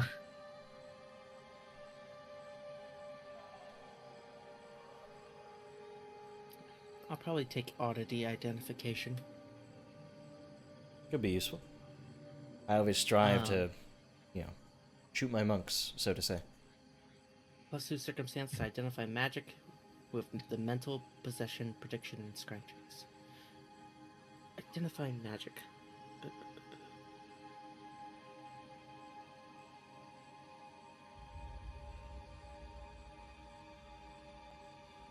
Okay, so I get +2 bonus chance of occultism checks to identify magic if it has certain traits. A broad set of traits, thankfully. we are resting here, right? After the level up. It was suggested. Okay, gotcha. Or true. Maka certainly thinks you should. Rask thinks that we should, but, can you really trust his judgment? I Maybe don't you know. rest. I'm perfectly healthy. It's just because I don't have my third first rank spell slot until we rest, so I'll have to deliberate that and keep it in mind for when we do. Oh yeah, you guys will rest, yes. It's certain. Best part about Barbarian, very quick level ups. Yeah. Okay, I think I'm leveled up. Okay. I'm so tough. Look at me. 30 hit points, baby. Woo, nice. Wow, yeah, that's a lot for second level. Well, he is pumping up his constitution. It's just gonna get bigger. I'm still in the lead though, don't worry. Oh god, yeah, I'm taking 40. toughness taking toughness next level. Sounds like you probably are too. I'll Oh yeah, think for my about it. class feat, I took Scroll Thaumaturgy, which lets me activate scrolls of any magical tradition using my class DC rather than the scrolls DC. So Uh, I can grab a level 1 friggin' color spray and it will match my class DC. Neat. Nice, actually. I'll have to I drop more picked up- scrolls. I picked up no escape, so I can run after people as they try to get away from me. So Grim Tendrils will use my class DC, which right now is 18. Which, compared to other casters, is actually... It's actually better than Cal's spells DC of 17. Oh, I'm gonna have so much fun with spell scrolls. But equal to I'm gonna lose Sforce's, so but yeah. much money to buying spell scrolls. Which, I guess before next time, we should figure out the rules for, like, switching items in my hands. It's... Well, you can swap items as a single action. So if you have something in your hand, and you want to have something else in your hand, you can stow that one item and pull out another item, single action. Okay, so I can just use a single action to pull out the scroll, basically swap it out, and then the other 2 actions to cast it. Yep, that's how it works. Okay, I can live with that. Maybe there's a feat somewhere that can help with that. Also, those watching, I hope you guys don't mind me sometimes just getting randomly angry. I haven't turned that off since I've been using Vian Yan instead of VC Face, so I'm like, I can... But yeah, it's funny. I just left it on because it changes up my face a little bit. I think you should give yourself some big bushy eyebrows to help the angry. Yeah, I do need to remodel a little bit. This character, he doesn't have... There are eyebrows painted on, but I just didn't make them dark enough. You can see them a lot better in my recent art, but yeah. I gotta do a remodel. It's hard as hell, because I kinda... sort of did it a bad way. Now I have to go and fix all my bad, methods in Blender, which sucks. But I'm almost there. I've actually made some progress on that. Part of the learning process. Yeah. If you ever make a new one from scratch, you'll like have all of this under your belt. That is true, yeah. Like, there's a lot of mistakes that I wouldn't make before. But I think I'm just gonna modify this one because I really like my mod. It's me. Yeah. Speaking of making things, also, for those watching, these maps, all the maps you'll see in my campaign, every single one, by the way, is my own creation. So, like, this is where they were just at, Durzak Doom, all of this, all of it is me. They'll be going up on the Patreon whenever I can figure out how to, like, package them, because I want people to also use these. But yeah, all my maps, all my creation. Humble brag.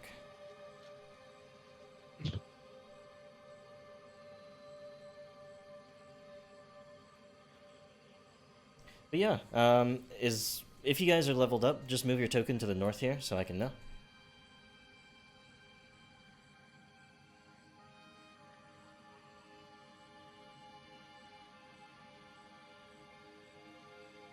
I don't Just think there's any Cal. feats that mess with the action for like drawing and sewing weapons.